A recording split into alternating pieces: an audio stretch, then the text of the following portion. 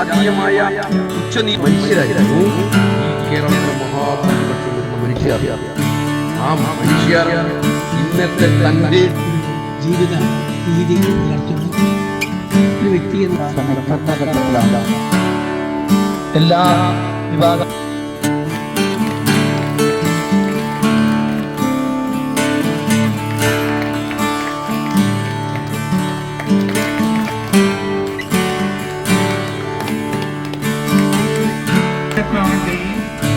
ഏതൊരു എനിക്ക് ഭാസ്കരന്റെ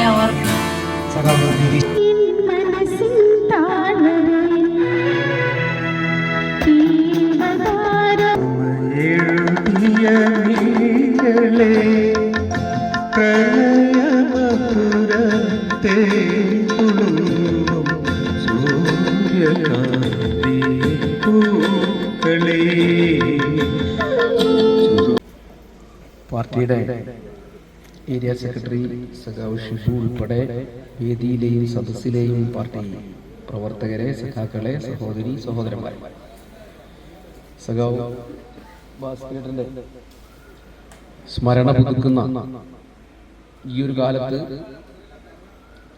സഖാവിന്റെ ഓർമ്മകളെ ഏറ്റവും ദീപ്തമായ നിലയിൽ നിർത്തുന്ന നിലയിലേക്കുള്ള പ്രവർത്തനങ്ങളാണ് അനുസ്മരണത്തിന്റെ ഭാഗമായി ഇവിടെ സഖാക്കൾ സംഘടിപ്പിച്ചിട്ടുള്ളത്. സാധാരണഗതിയിൽ ഒരു പൊതുയോഗം നടത്തി പ്രസംഗം നടത്തി പോകുന്നതിന് പകരം ഒരു നാടിന്റെ ആകെ പ്രവർത്തനമായി, ഓർമ്മ പുതുക്കലായി ഈ പരിപാടി ഇവിടെ മാറുകയാണ്. കമ്മ്യൂണിസ്റ്റുകാർ മൺമറഞ്ഞു പോയവരെ സ്മരിക്കുന്നത് അവർ ജീവിച്ചിരുന്ന കാലത്ത് നമുക്ക് കാണിച്ചു തന്നിട്ടുള്ള ധാരാളം മാതൃകകൾ, അവർ കാണിച്ചു തന്നിട്ടുള്ള മുന്നോട്ടുള്ള പാതകൾ, ഇതെല്ലാം നമ്മുടെ ജീവിതത്തിന്റെ ഊർജമായി സ്വീകരിച്ച് അവർ സ്വപ്നം കണ്ട ഒരു ലോകം സാധ്യമാക്കാൻ ഈ ഊർജത്തെ കുറെ കൂടി ശക്തിപ്പെടുത്തി ഞങ്ങൾ മുന്നോട്ട് പോകുമെന്ന് പ്രതിജ്ഞയെടുക്കലാണ് കമ്മ്യൂണിസ്റ്റുകാർ അനുസ്മരണം ഉദ്ദേശിക്കുന്നത്. ഭാസ്കരനെ പോലെയുള്ള സഖാക്കൾ ജീവിച്ചിരിക്കുമ്പോൾ, ഭാസ്കരൻ മാത്രമല്ല പഴയകാല സഖാക്കൾ, ഇന്ന് ജീവിച്ചിരിക്കുന്ന കമ്മ്യൂണിസ്റ്റുകാർ എല്ലാം സ്വപ്നം കാണുന്നത് മനുഷ്യനെ ചൂഷണം ചെയ്യാത്ത ഒരു സുന്ദരമായ കാലം ഈ ഭൂമിക്ക് മുകളിൽ ഉണ്ടാവണമെന്ന്. എല്ലാ കമ്മ്യൂണിസ്റ്റുകാരുടെയും സ്വപ്നം അതാണ്. മനുഷ്യനെ ചൂഷണം ചെയ്യാത്ത ഒരു സുന്ദരമായ കാലം ഈ ഭൂമിക്ക് മുകളിൽ ഞങ്ങൾ സാധ്യമാക്കും. അങ്ങനെ ഒരു ലോകം സാധ്യമാവുമെന്നുള്ള നല്ല വിശ്വാസം അവർക്കുണ്ടായിരുന്നു. ആ വിശ്വാസം അവർക്കുള്ളത് കൊണ്ട് തന്നെ അവർ അവരുടെ ജീവിതത്തിന്റെ ഏറ്റവും പ്രധാനപ്പെട്ട ഭാഗം അതിനുവേണ്ടി ജനങ്ങളെ സംഘടിപ്പിക്കുന്നതിന് വേണ്ടി ഉപയോഗിച്ചു. ജനങ്ങളുടെ ജീവിത പ്രശ്നങ്ങളിൽ ഇടപെട്ട് അവരെ ഇടതുപക്ഷത്തോടൊപ്പമാക്കാനും കമ്മ്യൂണിസ്റ്റുകാരാക്കാനും അവരെ വിപ്ലവകാരികളാക്കാനും എല്ലാമുള്ള പ്രവർത്തനങ്ങളായിരുന്നു വിവിധ നിലകളിൽ കമ്മ്യൂണിസ്റ്റുകാർ നടത്തിയത്. ആ കമ്മ്യൂണിസ്റ്റ് പാർട്ടിയുടെ അത്തരം ഒരു പ്രവർത്തനത്തിനിടയിൽ, കമ്മ്യൂണിസ്റ്റുകാരുടെ പ്രവർത്തനത്തിനിടയിൽ എന്ത് ത്യാഗം സഹിക്കാനും അവർ തയ്യാറായി. ഇങ്ങനെ ഒരു ലോകം സാധ്യമാവുമെന്നുള്ള നല്ല ഉറപ്പിന് മുകളിൽ എന്ത് ത്യാഗം സഹിക്കാനും കമ്മ്യൂണിസ്റ്റുകാർ തയ്യാറായിരുന്ന ഒരു കാലത്ത് രക്തസാക്ഷിത്വത്തിനും പോരാട്ടങ്ങൾക്കും ചോര കൊടുക്കാനും ജീവൻ കൊടുക്കാനും ഒക്കെ തയ്യാറായിക്കൊണ്ടുള്ള പ്രവർത്തനങ്ങളായിരുന്നു ഈ ഒരു വിശ്വാസത്തിന് മുകളിൽ കമ്മ്യൂണിസ്റ്റുകാർ ലോകത്താകെ നടത്തിയത്, നമ്മുടെ നാട്ടിൽ നടത്തിയത്. നമ്മുടെ കേരളം ഇങ്ങനെ ഒരു സാമൂഹ്യ മാറ്റത്തിലേക്ക്, ഇന്നത്തെ ഒരു അവസ്ഥയിലേക്ക് മാറി വരുന്നത് ഇത്തരം സഖാക്കളുടെ ഒരു തലമുറയുടെ ജ്വലിക്കുന്ന പോരാട്ടങ്ങളുടെയും സമരങ്ങളുടെയും എല്ലാം ഭാഗമായിട്ടായിരുന്നു. കേരളത്തെ കുറിച്ച് നടത്തിയിട്ടുള്ള എല്ലാ പഠനങ്ങളും കാണിക്കുന്നത് കേരളം ഒരുപക്ഷെ ലോകത്തെ തന്നെ ഏറ്റവും പിന്നോക്കം നിൽക്കുന്ന പ്രദേശങ്ങളിൽ ഒന്നായിരുന്നു. അതുകൊണ്ടാണ് സ്വാമി വിവേകാനന്ദൻ കേരളത്തെ ഭ്രാന്താലയം എന്ന് വിളിച്ചത്.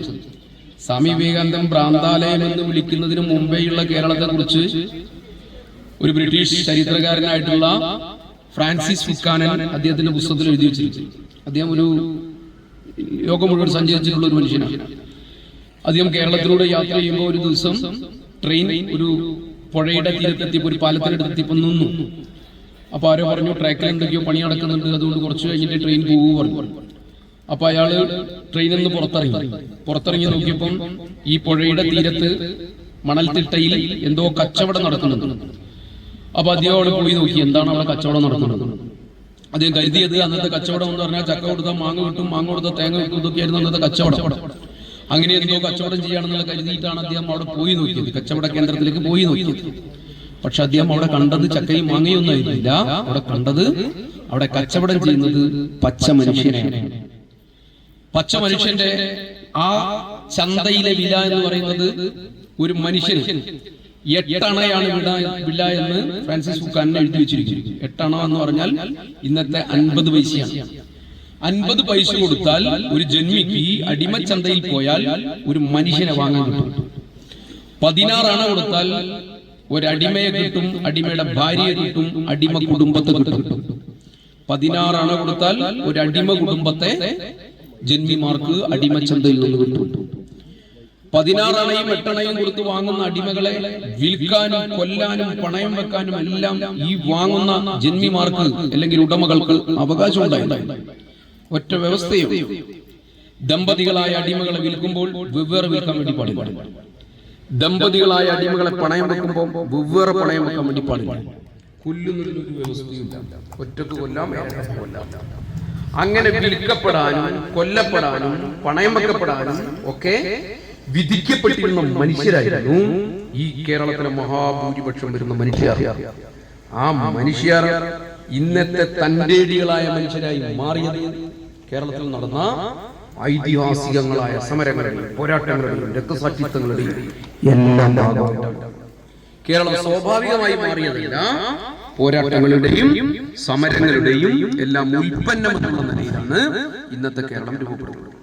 സ്വാമി വിവേകാനന്ദൻ കേരളത്തെ ഭ്രാന്താലയം എന്ന് വിളിച്ചത് കേരളത്തിലെ ജാതീയമായ ഉച്ചനീചത്വങ്ങൾ കണ്ടുകൊണ്ടായിരുന്നു. ആ ഉച്ചനീചത്വങ്ങൾ കണ്ടുകൊണ്ടുള്ള കേരളത്തിനകത്താണ് കേരളം എന്ന് പറഞ്ഞാൽ ചാതുർവർണ്ണയത്തിൽ അധിഷ്ഠിതമായ ജാതി മേധാവിത്വം ഉണ്ടായിരുന്ന ഒരു ഏറ്റവും പ്രധാനപ്പെട്ട ഇന്ത്യയിലെ ഒരു സ്ഥലമായിരുന്നു കേരളം എന്ന് പറയുന്നത്. ക്ഷത്രിയനും ബ്രാഹ്മണനും ക്ഷത്രിയനും വൈശ്യനും ശൂദ്രനും ഉൾപ്പെടെയുള്ള സവർണർ, അതിന് താഴെയുള്ളവരെ മനുഷ്യരായി പോലും കണക്കാക്കിയിരുന്നില്ല. ഹിന്ദു എന്നായിരുന്നു അവരെ വിളിച്ചുകൊണ്ടിരുന്നത്. ഹിന്ദു എന്നാൽ എന്താണെന്നുള്ള ചോദ്യത്തിന് പിന്നീട് വിവിധങ്ങളായ വിശദീകരണങ്ങൾ ഉണ്ടായിട്ടുണ്ട്. അതിൽ ഏറ്റവും പ്രധാനപ്പെട്ട ഒരു വിശദീകരണമായിരുന്നു രാഷ്ട്രീയമായി ഈ ഹിന്ദുത്വയെ രാഷ്ട്രീയവൽക്കരിക്കുന്നതിൽ ഏറ്റവും പ്രധാനപ്പെട്ട പങ്കുവഹിച്ച വി.ഡി. സവർക്കർ. അദ്ദേഹം ഒരു പുസ്തകം എഴുതുകയുണ്ടായി. ആ പുസ്തകത്തിന്റെ പേര് ഹിന്ദുത്വം എന്നാണ്. ആ പുസ്തകത്തിൽ അദ്ദേഹം പറഞ്ഞത് ഹിന്ദു എന്ന് പറഞ്ഞാൽ ദൈവം തന്നെയാണ്. പ്രപഞ്ച സൃഷ്ടാവായ വിരാട് പുരുഷൻ ബ്രഹ്മാവ് തന്റെ ശരീരത്തെ പകുത്തെടുത്തുകൊണ്ടാണ് ഹിന്ദുവിനെ ഉണ്ടാക്കിയത്. അതുകൊണ്ട് ഹിന്ദു സമൂഹം എന്ന് പറഞ്ഞാൽ ദൈവം തന്നെയാണ്. ദൈവത്തിന്റെ മുഖമാണ് ബ്രാഹ്മണൻ എന്ന് പറയുന്നത്, ദൈവത്തിന്റെ കൈകളാണ് ക്ഷത്രിയൻ എന്ന് പറയുന്നത്, ദൈവത്തിന്റെ തുടകളാണ് വൈശ്യൻ എന്ന് പറയുന്നത്, ദൈവത്തിന്റെ പാദങ്ങളാണ് ശൂദ്രൻ എന്ന് പറയുന്നത്. ഇതാണ് ഹിന്ദു സമൂഹം. ഈ ഹിന്ദു സമൂഹം എന്ന് പറഞ്ഞാൽ ദൈവം തന്നെയാണ്. പക്ഷേ കേരളത്തിന്റെ ഒരു പ്രശ്നം അല്ലെങ്കിൽ ഇന്ത്യയുടെ ഒരു പ്രശ്നം എന്ന് പറഞ്ഞാൽ ഈ ബ്രാഹ്മണനും ക്ഷത്രിയനും വൈശ്യനും ശൂദ്രനും എന്ന് കണക്കൂട്ടിയാൽ, ശൂദ്രൻ എന്ന് പറഞ്ഞാൽ കേരളത്തിലെ ഒരു ജാതി വ്യവസ്ഥയെല്ലാം വെച്ച് നോക്കിയാൽ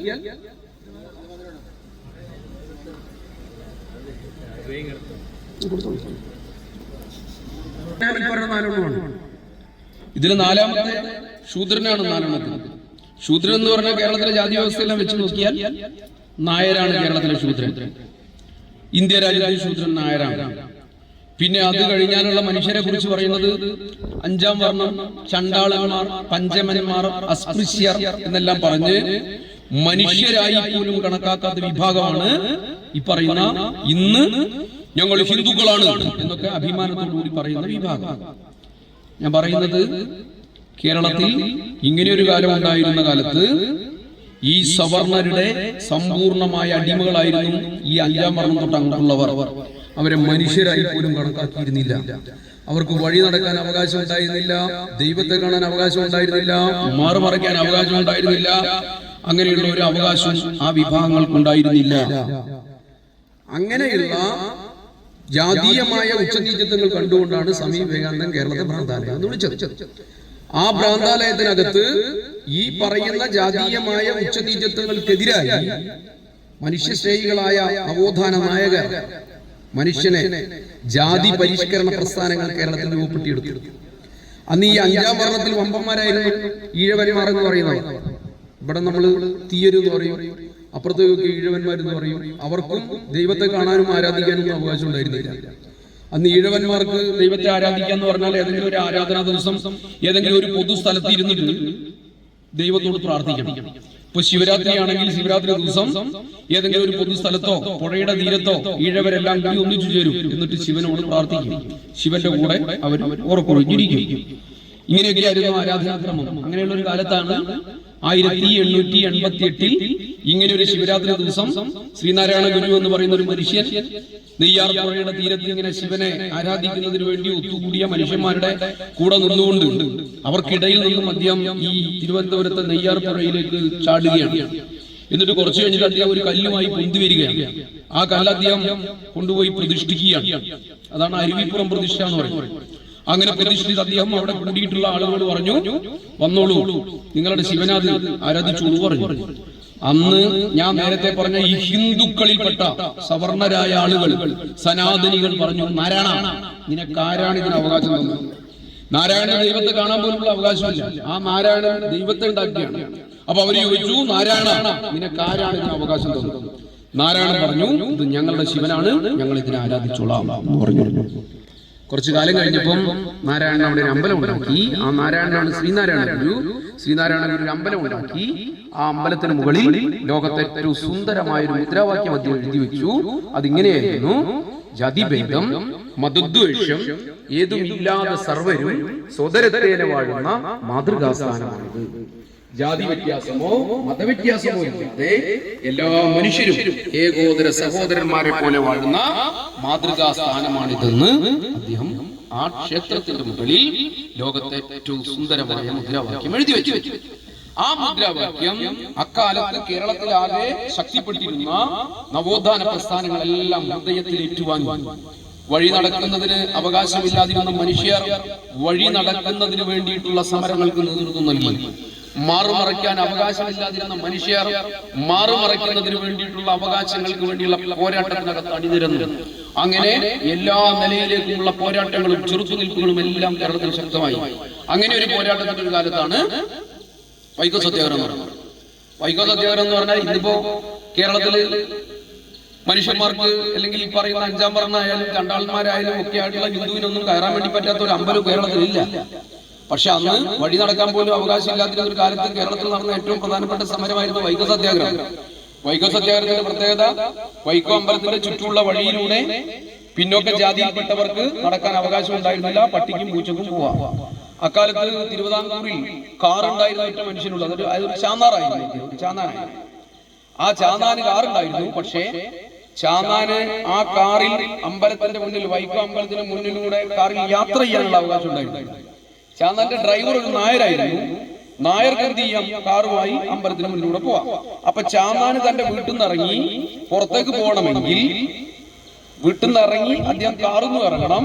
എന്നിട്ട് മറ്റൊരു ഊടുവഴിയിലൂടെ അമ്പലത്തിന്റെ അപ്പുറം പോയി നിൽക്കണം. എന്നിട്ട് ഈ നായര് കാറുമായിട്ട് അപ്പുറത്തേക്ക് വരും. അങ്ങനെ അവിടുന്ന് കയറി പോകണം. ഇതായിരുന്നു അവസ്ഥ. പട്ടിക്കും പൂച്ചക്കൊക്കെ പോകാൻ, പക്ഷെ പക്ഷ മനുഷ്യന് പോകാൻ അവകാശം ഉണ്ടായിരുന്നില്ല. പൈസ ഉണ്ടായിട്ടൊന്നും കാര്യമില്ല. അങ്ങനെ ഒരു കാലത്താണ് വൈക്കം സത്യാഗ്രഹം നടക്കുന്നത്. ആ വൈക്കം സത്യാഗ്രഹം കുറെ കാലം നീണ്ടു നിന്നു. അവസാനം അമ്പലത്തിലെ 3 ഭാഗങ്ങൾ വഴി നടക്കാൻ തുറന്നു കൊടുത്തു. സമരത്തിന്റെ ഭാഗമാണ്. ആ സമരത്തിന്റെ തുടർച്ചയായിരുന്നു ഗുരുവായൂർ സത്യാഗ്രഹം. കുറച്ചു കാലം 1930 ആകുമ്പോഴത്തേക്കും ഭഗവാൻ ശ്രീകൃഷ്ണനെ കാണുന്നതിന് വേണ്ടി, ശ്രീകൃഷ്ണൻ തങ്ങളുടെ ഇഷ്ട ദൈവമാണ്, അതുകൊണ്ട് ഭഗവാൻ കൃഷ്ണനെ കാണാനുള്ള അവകാശം ഞങ്ങൾക്ക് ഉണ്ടാവണം എന്ന നിലയിലേക്ക് ഒരു പൊതുവികാരം ഉയർന്നു വരുന്നു. ആ പൊതുവികാരം ഈ വൈക്കം സത്യാഗ്രഹത്തിന്റെ എല്ലാം അലയൊലികളുടെ ഭാഗമായി തുടർച്ചയായി ഗുരുവായൂർ സത്യാഗ്രഹം തുടങ്ങുന്നു. ഗുരുവായൂർ സത്യാഗ്രഹത്തിന്റെ പ്രത്യേകത, അതിന് നേതൃത്വം കൊടുത്തത് പിന്നീട് കേരളത്തിലെ കമ്മ്യൂണിസ്റ്റ് പാർട്ടിയുടെ നേതാക്കന്മാരായി വളർന്നു വന്നവരായിരുന്നു. AKG ആയിരുന്നു അതിന്റെ വോളണ്ടിയർ ക്യാപ്റ്റൻ, കൃഷ്ണപിള്ളയായിരുന്നു അതിന്റെ ഏറ്റവും പ്രധാനപ്പെട്ട സംഘാടകൻ, കളപ്പച്ചി ആയിരുന്നു അതിന് നേതൃത്വം കൊടുത്തത്. ഇവർ രണ്ടാളായിരുന്നു ഏറ്റവും പ്രധാനപ്പെട്ട സംഘാടകർ. ഗുരുവായൂരിൽ പിന്നോക്ക ജാതിയിൽപ്പെട്ടവർക്ക് ദൈവത്തെ കാണാൻ, ശ്രീകൃഷ്ണനെ കാണാനുള്ള അവകാശം ലഭിക്കണമെന്ന് പറഞ്ഞുകൊണ്ട് നടന്ന സമരത്തിന് നേരെ ഭീകരമായ ആക്രമണങ്ങളാണ് നടന്നത്. സഹോ കൃഷ്ണപിള്ളക്ക് നേരെ ഗുരുവായൂർ അമ്പലത്തിനകത്ത് വെച്ച് ഭീകരമായ മർദ്ദനമേറ്റു. കൃഷ്ണപിള്ള ഗുരുവായൂർ അമ്പലത്തിനകത്ത് കയറി. അടുത്ത മണിയടിക്കുക നായന്മാരാണ്. കൃഷ്ണപിള്ള നായർ തന്നെയായിരുന്നു. പക്ഷെ കൃഷ്ണപിള്ള മണിയടിച്ചപ്പോ അതിഭീകരമായ നിലയിലേക്കാണ് കൃഷ്ണപിള്ളയെ ഈ വിഭാഗം ഭീകരമായി മർദ്ദിച്ചത്. അന്ന് കൃഷ്ണപിള്ള പറഞ്ഞു, ഉശിരുള്ള നായർ മണിയടിക്കും, ഇല നക്കി നായർ പുറത്തടിയും എന്ന പദപ്രയോഗം നടത്തുകയുണ്ടായി. സഖാവ് AKG-യുടെ നേതൃത്വത്തിൽ ഈ സമരം ഘട്ടത്തിൽ പൊളിഞ്ഞു. അപ്പൊ അതിനൊരു പ്രചരണത്തിന് വേണ്ടി സഖാവ് AKG-യും കേളപ്പജിയും എല്ലാം കൂടി പയ്യന്നൂരിൽ നിന്ന് ഒരു യാത്ര തുടങ്ങാൻ വേണ്ടി തീരുമാനിച്ചു. ആ യാത്ര പയ്യന്നൂരിൽ നിന്ന് തുടങ്ങിയ ദിവസം മുതൽ അവസാനിക്കുന്ന ഗുരുവായൂർ എത്തുന്നത് വരെയുള്ള കാലത്ത് ഭീകരമായ മർദ്ദനായിരുന്നു. രണ്ടുപേർക്ക് ഏറ്റിരുന്നു. ആദ്യ ദിവസം തന്നെ പയ്യന്നൂരിൽ ഇവർ രണ്ടാളും മരിച്ചുപോയി എന്നായിരുന്നു പുറത്തേക്ക് വന്നിരുന്ന വാർത്തകൾ. ഞാൻ പറഞ്ഞത് ഭീകരമായ മർദ്ദനങ്ങൾ ഏറ്റുവാങ്ങി കൃഷ്ണപിള്ളയും AKG-യും ഉൾപ്പെടെയുള്ളവർ ഈ പാവപ്പെട്ട മനുഷ്യന്മാർക്ക് ഭഗവാൻ ശ്രീകൃഷ്ണനെ കാണുന്നതിന് വേണ്ടിയുള്ള സമരത്തിന് നേതൃത്വം കൊടുത്തു. ക്ഷേത്രപ്രവേശന വിളംബരെല്ലാം വന്നു. 1947 ഇന്ത്യക്ക് സ്വാതന്ത്ര്യം കിട്ടി. സ്വാതന്ത്ര്യം കിട്ടിയ ഘട്ടത്തിലും ഈ പിന്നോക്ക ജാതിയിൽപ്പെട്ടവർക്ക് ദൈവത്തെ കാണാൻ അവകാശമില്ലാത്ത, വഴി നടക്കാൻ അവകാശമില്ലാത്ത അമ്പലങ്ങൾ കേരളത്തിൽ ബാക്കിയുന്നു. എറണാകുളത്തെ വലിയ അമ്പലമായിരുന്നു, കൊച്ചിയിലെ വലിയ അമ്പലമായിരുന്നു പാലിയത്തച്ഛന്റെ അമ്പലം. പാലിയത്തച്ഛൻ എന്ന് പറഞ്ഞാൽ കൊച്ചി രാജാവ്, കൊച്ചി രാജാവിന്റെ അമ്പലം പാലിയ ക്ഷേത്രം. പാലിയ ക്ഷേത്രത്തിന്റെ ചുറ്റുമുള്ള വഴിയിലൂടെ പിന്നോക്കക്കാർക്ക് നടക്കാൻ അവകാശം ഉണ്ടായിരുന്നില്ല, അതിനകത്ത് കയറാൻ അവകാശം ഉണ്ടായിരുന്നില്ല. അവിടെ കമ്മ്യൂണിസ്റ്റ് പാർട്ടിയുടെ നേതൃത്വത്തിൽ സമരം തീരുമാനിക്കുകയാണ്. പാലിയത്തെ ക്ഷേത്രത്തിന് മുന്നിൽ എല്ലാവരെയും വിളിച്ചു കൂട്ടി. ആദ്യമായിട്ട് എല്ലാവരും ഉണ്ടായിരുന്നു, സമരത്തിലുണ്ടായിരുന്നു. പിന്നീട് ഭീകരമായ മർദ്ദനെല്ലാം ഈ സവർണ സേനകളുടെ ഭാഗത്തെല്ലാം വന്നപ്പം എല്ലാവരും ഒഴിഞ്ഞുപോയി. അവസാനം കമ്മ്യൂണിസ്റ്റുകാർ മാത്രമായി. സമരം പൊളിയുന്ന നില വന്നു. അങ്ങനെയാണ് AKG ഒരു ദിവസം കൊച്ചിയിലെത്തുന്നത്. AKG പാലിയം ക്ഷേത്രത്തിന്റെ സമരം നടക്കുന്ന സ്ഥലം സന്ദർശിക്കുകയും അവിടെയുള്ള കുറച്ച് ആളുകളെല്ലാം വിളിച്ചു ചേർത്ത് AKG ഒരു പ്രസംഗം നടത്തി. എന്നിട്ട് AKG പറഞ്ഞു, സെപ്റ്റംബർ മാസം 9-ാം തീയതി കൊച്ചി രാജ്യത്തിന്റെ എല്ലാ പ്രദേശങ്ങളിൽ നിന്നും ശിവന്റെ ആരാധകർ ഈ അമ്പലത്തിലേക്ക് ഒഴുകി വരും. അന്ന് ഈ അമ്പലത്തിനകത്ത് നമ്മൾ കടക്കും, അന്ന് ഈ അമ്പലത്തിന്റെ വഴിയിലൂടെ നമ്മൾ പോകും എന്ന് AKG പ്രഖ്യാപിച്ചു. പക്ഷെ അപ്പോഴത്തേക്കും കൊച്ചി ഭരണകൂടം സമരമെല്ലാം നിരോധിച്ചു, ഭീകരമായ ആക്രമണങ്ങൾ അഴിച്ചുവിട്ടു. എന്നിട്ടും തൊഴിലാളികൾ പിന്നോട്ട് പോയില്ല, കമ്മ്യൂണിസ്റ്റുകാർ പിന്നോട്ട് പോയില്ല. കൊച്ചി തുറമുഖത്തിൽ നിന്ന് ഒരു തൊഴിലാളികളുടെ പ്രകടനം ഈ അമ്പലത്തിന്റെ നടയിലേക്ക് വരികയാണ്. അതിന് നേതൃത്വം കൊടുത്തത് കമ്മ്യൂണിസ്റ്റുകാരനും അവിടുത്തെ തൊഴിലാളി യൂണിയന്റെ സെക്രട്ടറിയുമായിരുന്ന സഖാവ് AG വേലായുധനായിരുന്നു.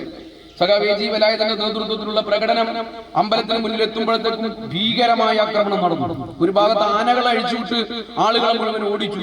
ഈ ജാതി മേധാവികളെല്ലാം ചേർന്ന് ഭീകരമായ ആക്രമണത്തിന് മുന്നിൽ അവർ പിടിച്ചു നിന്നു. പക്ഷേ സഖാവ് AG വേലായുധൻ പാലിയം അമ്പലത്തിന്റെ നടയിൽ ഭീകരമായ മർദ്ദനമേറ്റ് മരിച്ചു. കേരളത്തിൽ AG വേലായുധൻ എന്ന് പറയുന്ന കമ്മ്യൂണിസ്റ്റുകാരൻ രക്തസാക്ഷിയാവുകയാണ്.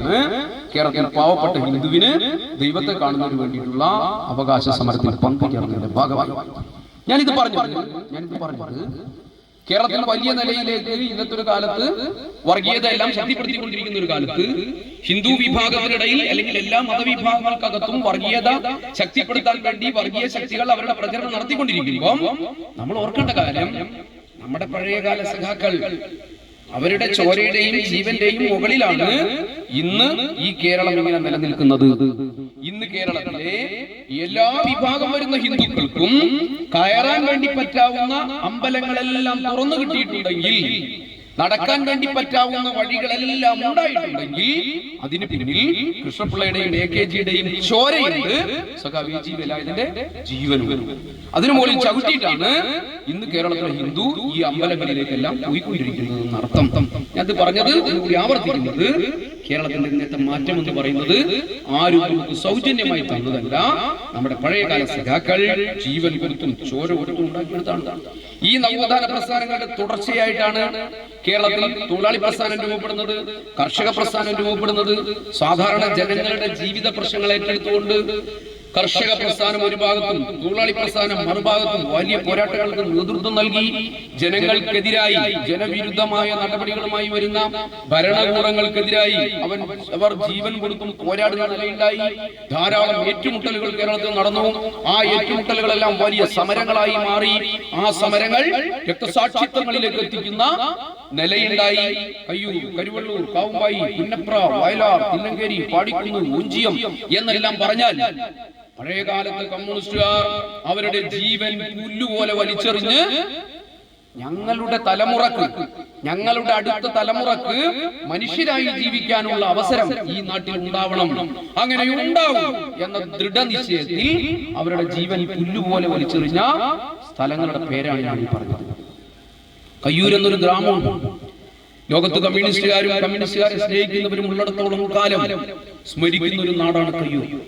കയ്യൂരിൽ ഒരു കാലത്ത് രാജ്യത്താകെ വലിയ ക്ഷാമം പടർന്നു പിടിച്ചിരുന്ന ഒരു കാലത്താണ് തമ്പുരാക്കന്മാർ, ജന്മിമാർ നാട്ടിലുണ്ടാക്കുന്ന ധാന്യങ്ങൾ മുഴുവൻ അവരുടെ നെല്ലറകളിൽ കൊണ്ടുപോയി സൂക്ഷിച്ചു. കർഷക സംഘം തീരുമാനിച്ചു, തമ്പുരാക്കന്മാരുടെ നെല്ലറകൾ കുത്തി തുറന്ന് പിടിച്ചെടുത്തിട്ട് പട്ടിണി കിടക്കുന്ന മനുഷ്യന്മാർക്ക് കൊടുക്കണമെന്ന് തീരുമാനിച്ചു. പാവങ്ങൾ പട്ടിണി കിടന്ന് മരിക്കുകയാണ്. അപ്പൊ തമ്പുരാന്റെ നെല്ലറകളിൽ അല്ലെങ്കിൽ തമ്പുരാന്റെ പത്തായങ്ങളിൽ ധാന്യം നിറഞ്ഞു കവിയാണ്. അപ്പൊ കർഷക സംഘം തീരുമാനിച്ചു ഇതെല്ലാം പിടിച്ചെടുത്ത് കൊടുക്കണമെന്ന് തീരുമാനിച്ചു. കേരളത്തിൽ പ്രത്യേകിച്ച് വടക്കൻ മലബാറിനകത്ത് ഈ സമരം വളരെ ശക്തമായി കയ്യൂരിലും പോരാട്ടം നടന്നു. അങ്ങനെ ഒരു ദിവസം ഒരു ജന്മിയുടെ പത്തായപ്പുരയിൽ കർഷക സംഘം പ്രവർത്തകർ കയറിയാൽ അന്ന് അവിടെ പോലീസിന്റെയും ഈ സവർണ സേനയുടെയും വിളയാട്ടമായിരിക്കും. ഭീകരമായ ആ ഗ്രാമത്തെ തന്നെ അവർ തകർക്കും. അങ്ങനെ തകർക്കുന്ന നില വന്നാൽ അതിനെ സംരക്ഷിക്കാൻ കമ്മ്യൂണിസ്റ്റുകാർ ഒത്തുചേരും, വലിയ പ്രതിഷേധ പ്രകടനങ്ങൾ സംഘടിപ്പിക്കും. അങ്ങനെ ഒരു ദിവസം കയ്യൂരിൽ ഇത്തരം ഒരു ആക്രമണത്തിനെതിരായി ഒരു പ്രതിഷേധ പ്രകടനം കർഷക സംഘത്തിന്റെ നേതൃത്വത്തിൽ ഇങ്ങനെ നടക്കുമ്പോഴാണ് അവിടെ ഈ അക്രമത്തിനെല്ലാം നേതൃത്വം കൊടുത്ത ശുഭരായൻ എന്ന് പറയുന്ന പോലീസുകാരൻ അങ്ങോട്ട് വരുന്നു. അയാൾ ഈ പ്രകടനത്തിന് മുന്നിൽ പെടുകയാണ്. അപ്പൊ 4 ഉശിരന്മാരായ സഖാക്കൾ അവരുടെ കയ്യിലുള്ള കർഷക സംഘത്തിന്റെ കൊടിയെടുത്ത് കൊടുത്തു. പിടിക്കടാ കൊടി പറഞ്ഞു, പിടിപ്പിച്ചു. നടക്കടാ പറഞ്ഞു, നടത്തിച്ചു. വിളിക്കടാ സിന്ദാബാദ്, വിളിക്കടാ വിളിപ്പിച്ചു. കർഷക സംഘം സിന്ദാബാദ്, വിളിക്കടാ വിളിപ്പിച്ചു. പ്രകടനം എങ്ങനെ പോയി? പാലത്തിന് മുകളിലെത്തിയപ്പോൾ ശുഭരായൻ പുഴയിലേക്ക് ചാടി മരിച്ചു. ശുഭരായനെ കൊല ചെയ്തതായി കേസുണ്ട്. ആ കേസിലാണ് 4 സഖാക്കളെ ബ്രിട്ടീഷ് കോടതി തൂക്കിക്കൊല്ലുന്നതിന് വേണ്ടി തീരുമാനിക്കുന്നത്. അപ്പവും ചിരുകണ്ഠനും കുഞ്ഞമ്പുനായരും അബൂബക്കറും 4 സഖാക്കളെ തൂക്കിക്കൊല്ലാൻ വേണ്ടി ബ്രിട്ടീഷ് കോടതി തീരുമാനിക്കുകയാണ്. അന്ന് ഇന്ത്യ രാജ്യം മുഴുവൻ കമ്മ്യൂണിസ്റ്റ് പാർട്ടി പ്രബലമാണ്. സോവിയറ്റ് യൂണിയനിൽ വിപ്ലവമെല്ലാം നടന്ന് ലോകം മുഴുവൻ കമ്മ്യൂണിസ്റ്റ് പാർട്ടി പ്രബലമായി നിൽക്കുന്ന ഒരു കാലത്ത് ബ്രിട്ടനിൽ കമ്മ്യൂണിസ്റ്റ് പാർട്ടി വളരെ ശക്തമായിരുന്ന ഒരു കാലമായിരുന്നു. എല്ലാ നിലയിലേക്കുമുള്ള സമ്മർദ്ദം ഈ സഖാക്കളെ രക്ഷിക്കുന്നതിന് വേണ്ടി അന്നത്തെ കമ്മ്യൂണിസ്റ്റ് പാർട്ടി നടത്തി നോക്കി. പക്ഷേ കഴിഞ്ഞില്ല. തിരിച്ച് ബ്രിട്ടീഷ് ഭരണകൂടം ചെയ്തത് ഒരു മാർച്ച് മാസം 30-ാം തീയതിയാണ് ഇവരെ തൂക്കിക്കൊല്ലാൻ വേണ്ടി തീരുമാനിച്ചിരുന്നത്. അത് ഒരു ദിവസം മുന്നേ ആക്കാൻ തീരുമാനിച്ചു. അപ്പോഴാണ് രക്ഷപ്പെടുമെന്നുള്ള വലിയ ആത്മവിശ്വാസമായിരുന്നു ഇന്ത്യയിലെ പാർട്ടി നേതൃത്വത്തിൽ ഉണ്ടായിരുന്നത്.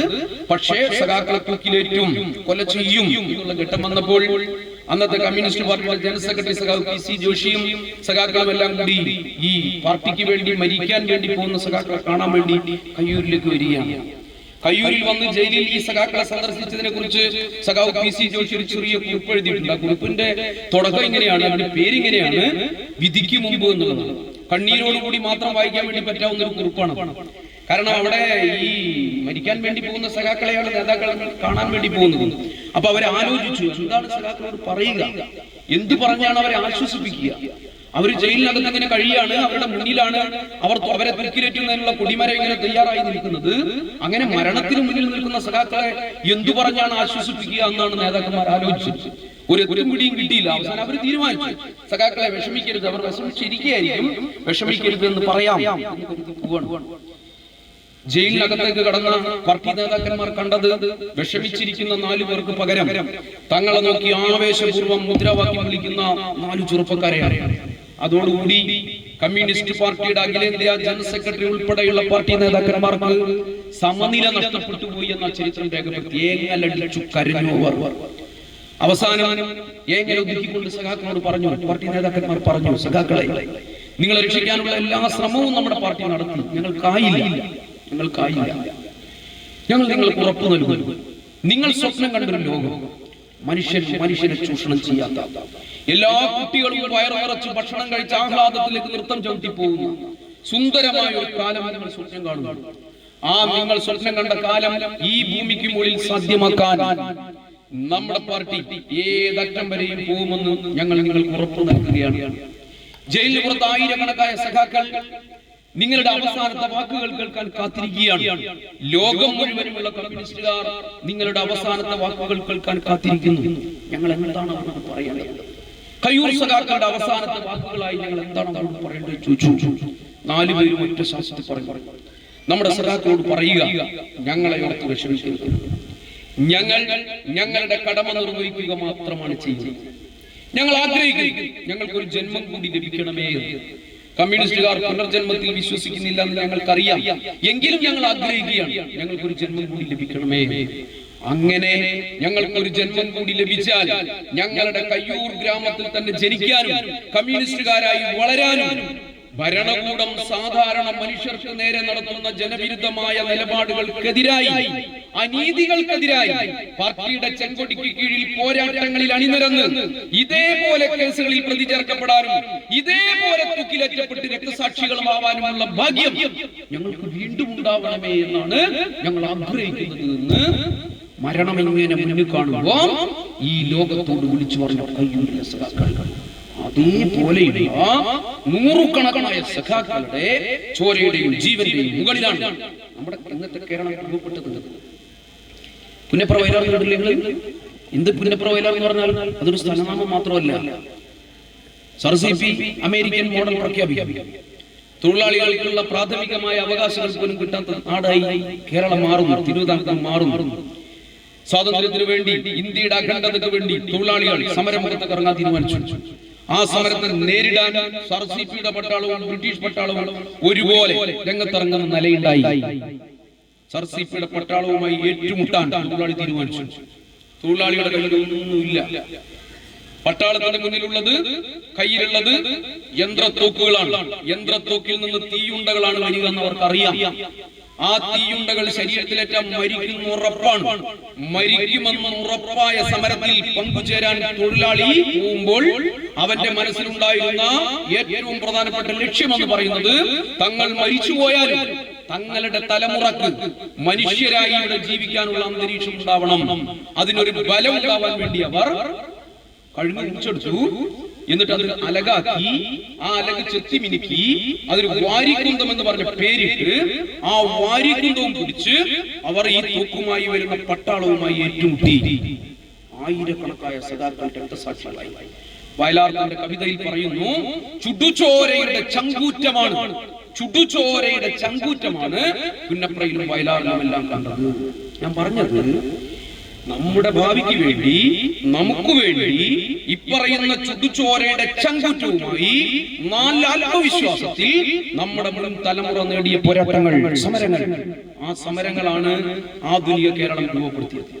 ആ പോരാട്ടങ്ങളുടെ ഊർജത്തിലാണ്, അതിന്റെ തീയിലാണ്, അതിന്റെ ചൂടിലാണ് 1956 മലബാറും തിരുവിതാംകൂറും കൊച്ചിയും എല്ലാം കൂടി ചേർന്ന് നമ്മുടെ കൊച്ചു കേരളം രൂപപ്പെടുന്നു. 57 കേരളത്തിൽ തെരഞ്ഞെടുപ്പ് നടക്കുന്നു. ലോകത്തിന്റെ ചരിത്രത്തിൽ ആദ്യമായി കമ്മ്യൂണിസ്റ്റ് പാർട്ടിയുടെ സർക്കാർ ജനാധിപത്യത്തിലൂടെ കേരളത്തിൽ അധികാരത്തിൽ വരുന്നു. EMS സർക്കാർ. ആ സർക്കാർ നമ്മുടെ കേരളത്തെ ഇന്ത്യയുടെ മറ്റെല്ലാ സംസ്ഥാനങ്ങളിൽ നിന്നും വ്യത്യസ്തമായി നമ്മുടെ കേരളത്തെ പച്ച മനുഷ്യനെ സംരക്ഷിക്കുന്ന ഭരണ നടപടികളുമായി മുന്നോട്ട് പോയി. അധികാരത്തിൽ വന്ന 5ാമത്തെ ദിവസം ആ സർക്കാർ പ്രഖ്യാപിക്കുകയാണ്, കേരളത്തിൽ ഈ സർക്കാർ കുടിയിറക്കൽ നിരോധിക്കുന്നു. എന്ത് കുടിയിറക്കൽ എന്ന് പറഞ്ഞാൽ ഇത്രയുള്ളൂ. കേരളം എന്ന് പറഞ്ഞാൽ കാസർഗോഡ് മുതൽ തിരുവനന്തപുരം വരെയുള്ള കേരളം 945ഓളം വരുന്ന ഭൂസ്വാമിമാരുടെ കയ്യിലായിരുന്നു. ദേവസ്വം, ബ്രഹ്മസ്വം എന്നെല്ലാം പറഞ്ഞ് ഭൂമി മുഴുവൻ അവരുടെ കയ്യിലായിരുന്നു. ഒരു തരി മണ്ണ് പോലും മറ്റാർക്കും അവകാശപ്പെട്ടതല്ല എന്നവർ ചില മിത്തുകളെല്ലാം ഉണ്ടാക്കി ഉറപ്പിച്ചിരുന്നു. എന്തായിരുന്നു ആ മിത്ത്? കേരളം ആരുണ്ടാക്കിയതാണെന്ന് ചോദിച്ചാൽ നമ്മുടെ കുട്ടികൾ പറയും, പരശുരാമൻ മഴുവെറിഞ്ഞു ഉണ്ടാക്കിയതാണ് കേരളം. എന്തിനാ പരശുരാമൻ മഴുവെറിഞ്ഞൊരു കേരളം ഉണ്ടാക്കിയത്? പരശുരാമന് ഒരു ബ്രാഹ്മണ ശാപം ഉണ്ടായിരുന്നു. ആ ബ്രാഹ്മണ ശാപത്തിന് പരിഹാരം ചെയ്യണമെങ്കിൽ ബ്രാഹ്മണന്മാർക്ക് ഭൂമി ദാനമായി കൊടുക്കണം. മൂപ്പറുടെ കയ്യിൽ കൊടുക്കാൻ ഭൂമി. അതുകൊണ്ട് മൂപ്പറുടെ ആയുധമായ മഴു എടുത്തിട്ട് മൂപ്പർ അറബിക്കടലിലേക്ക് എറിഞ്ഞു. അറബിക്കടലിൽ പിന്നോട്ട് പോയി. അങ്ങനെ കേരളം ഉണ്ടായി. ആ ഭൂമി മുഴുവൻ എടുത്തിട്ട് ഈ പരശുരാമൻ ബ്രാഹ്മണന്മാർക്ക് കൊടുത്തു. അപ്പൊ ബ്രാഹ്മണന്മാർ പറഞ്ഞു, ഇത് ഞങ്ങൾക്ക് കിട്ടിയതാണ്, ഇത് ഞങ്ങളുടേതാണ്, ഇതിൽ മറ്റാർക്കും അവകാശമില്ല. കേരളത്തിലെ കോടിക്കണക്കായ മനുഷ്യർ, ലക്ഷക്കണക്കായ കുടുംബങ്ങൾ ഈ പറയുന്ന തമ്പുരാക്കന്മാരുടെ ഇഷ്ടാനിഷ്ടങ്ങൾക്ക് വഴങ്ങി അവരുടെ പറമ്പിന്റെ മൂലക്ക് കുടിൽ കെട്ടി കഴിഞ്ഞു. തമ്പുരാൻ എന്തെങ്കിലും അസംതൃപ്തി തോന്നിയാൽ അവന്റെ കുടിൽ കത്തിക്കാനും അവന്റെ പ്രായപൂർത്തിയായ പെൺകുട്ടിയെ പിടിച്ചുകൊണ്ടുപോകാനും അവനെ ചുട്ടുകൊല്ലാനും എല്ലാം തമ്പുരാക്കന്മാർക്ക് അവകാശം ഉണ്ടായിരുന്ന ഒരു നാടായിരുന്നു കേരളം. ആ കേരളത്തിലാണ് കമ്മ്യൂണിസ്റ്റ് പാർട്ടി അധികാരത്തിൽ വന്നിട്ട് EMS പറയുന്നു, ഞങ്ങൾ ഇതാ ഇവിടെ കുടിയിറക്കൽ നിരോധിക്കുകയാണ്. ഇനി കേരളത്തിലെ തമ്പുരാക്കന്മാർ അവരുടെ പറമ്പിന്റെ മൂലക്ക് താമസിക്കുന്ന കുടിയാനെ ഇനി ഇറക്കി വിടാൻ വേണ്ടി പാടില്ല. അന്നാണ് മലയാളി, ഏത് ജാതിയാവട്ടെ, ഏത് മതമാവട്ടെ, ഏത് പാർട്ടിയാവട്ടെ, മനസമാധാനത്തോടു കൂടി കടന്നുറങ്ങി. തലേ ദിവസം വരെ എപ്പോഴാ തമ്പുരാക്കൻ വരിക, തന്റെ പ്രായപൂർത്തിയായ പെൺകുട്ടിയെ പിടിച്ചുകൊണ്ടുപോവുക എന്നെല്ലാം ആലോചിച്ച് മനസ്സമാധാനമില്ലാതെ കടന്നിരുന്ന മലയാളി കമ്മ്യൂണിസ്റ്റുകാർ അധികാരത്തിൽ വന്ന 5ാമത്തെ ദിവസം മനസ്സമാധാനത്തോടുകൂടി കിടന്നുറങ്ങി. ഈ കേരളത്തിൽ നമ്മുടെ പോരാട്ടങ്ങളുടെയും സമരങ്ങളുടെയും എല്ലാം തുടർച്ചയായി ആ സർക്കാർ സൗജന്യമായ വിദ്യാഭ്യാസം 4ാം ക്ലാസ് വരെ സൗജന്യമായ വിദ്യാഭ്യാസം പ്രഖ്യാപിച്ചു. സ്കൂളിൽ ഫീസ് കൊടുക്കേണ്ടിയിരുന്ന ഒരു കാലത്ത് ഫീസ് കൊടുക്കാനില്ലാത്തത് കൊണ്ട് സ്കൂളിൽ പോകാത്തവരായിരുന്നു മഹാഭൂരിപക്ഷം കേരളത്തിൽ.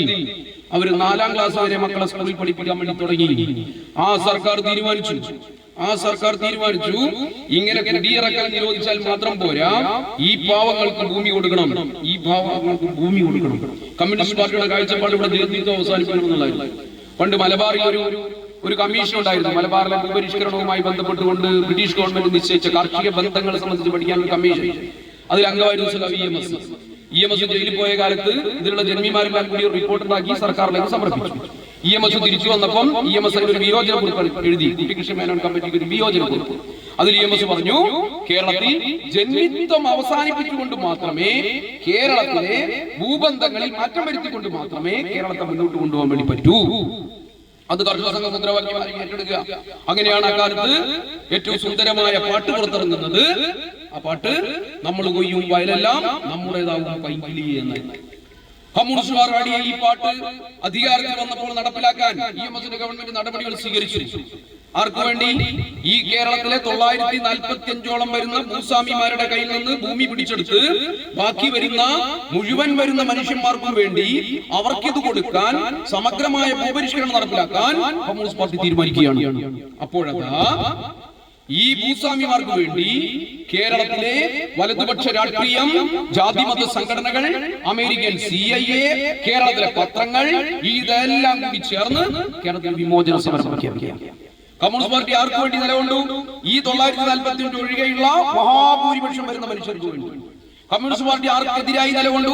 ഈ 945-നെതിരായി. എന്നാൽ ആർക്കു വേണ്ടിയാണോ കമ്മ്യൂണിസ്റ്റ് പാർട്ടി നിലകൊണ്ടത്, ആ മനുഷ്യരിൽ തന്നെ നല്ല വിഭാഗത്തെ ആ കമ്മ്യൂണിസ്റ്റ് പാർട്ടിക്കും സർക്കാരിനും എതിരാക്കി തിരിക്കാൻ ഈ ജാതി സംഘടനകൾക്കും മതസംഘടനകൾക്കും അമേരിക്കൻ CIAക്കും വലതുപക്ഷത്തിനും എല്ലാം കഴിഞ്ഞു. അങ്ങനെയാണ് വിമോചന സമരം പൊളിഞ്ഞു. പക്ഷേ നെഹ്റു ഗവൺമെന്റ് EMS ഗവൺമെന്റിനെ പിരിച്ചു. അന്നാണ് മലയാള മനോരമയുടെ മുതലാളി കണ്ടത്തിൽ വർഗീസ് മാപ്പിള പറഞ്ഞത്, ഇനി കേരളത്തിൽ കമ്മ്യൂണിസ്റ്റുകാർ അധികാരത്തിൽ വന്നാൽ ഞങ്ങൾ കുടുംബസമേതം വിഷം കുടിച്ചു മരിക്കും എന്ന് പ്രഖ്യാപിച്ചു.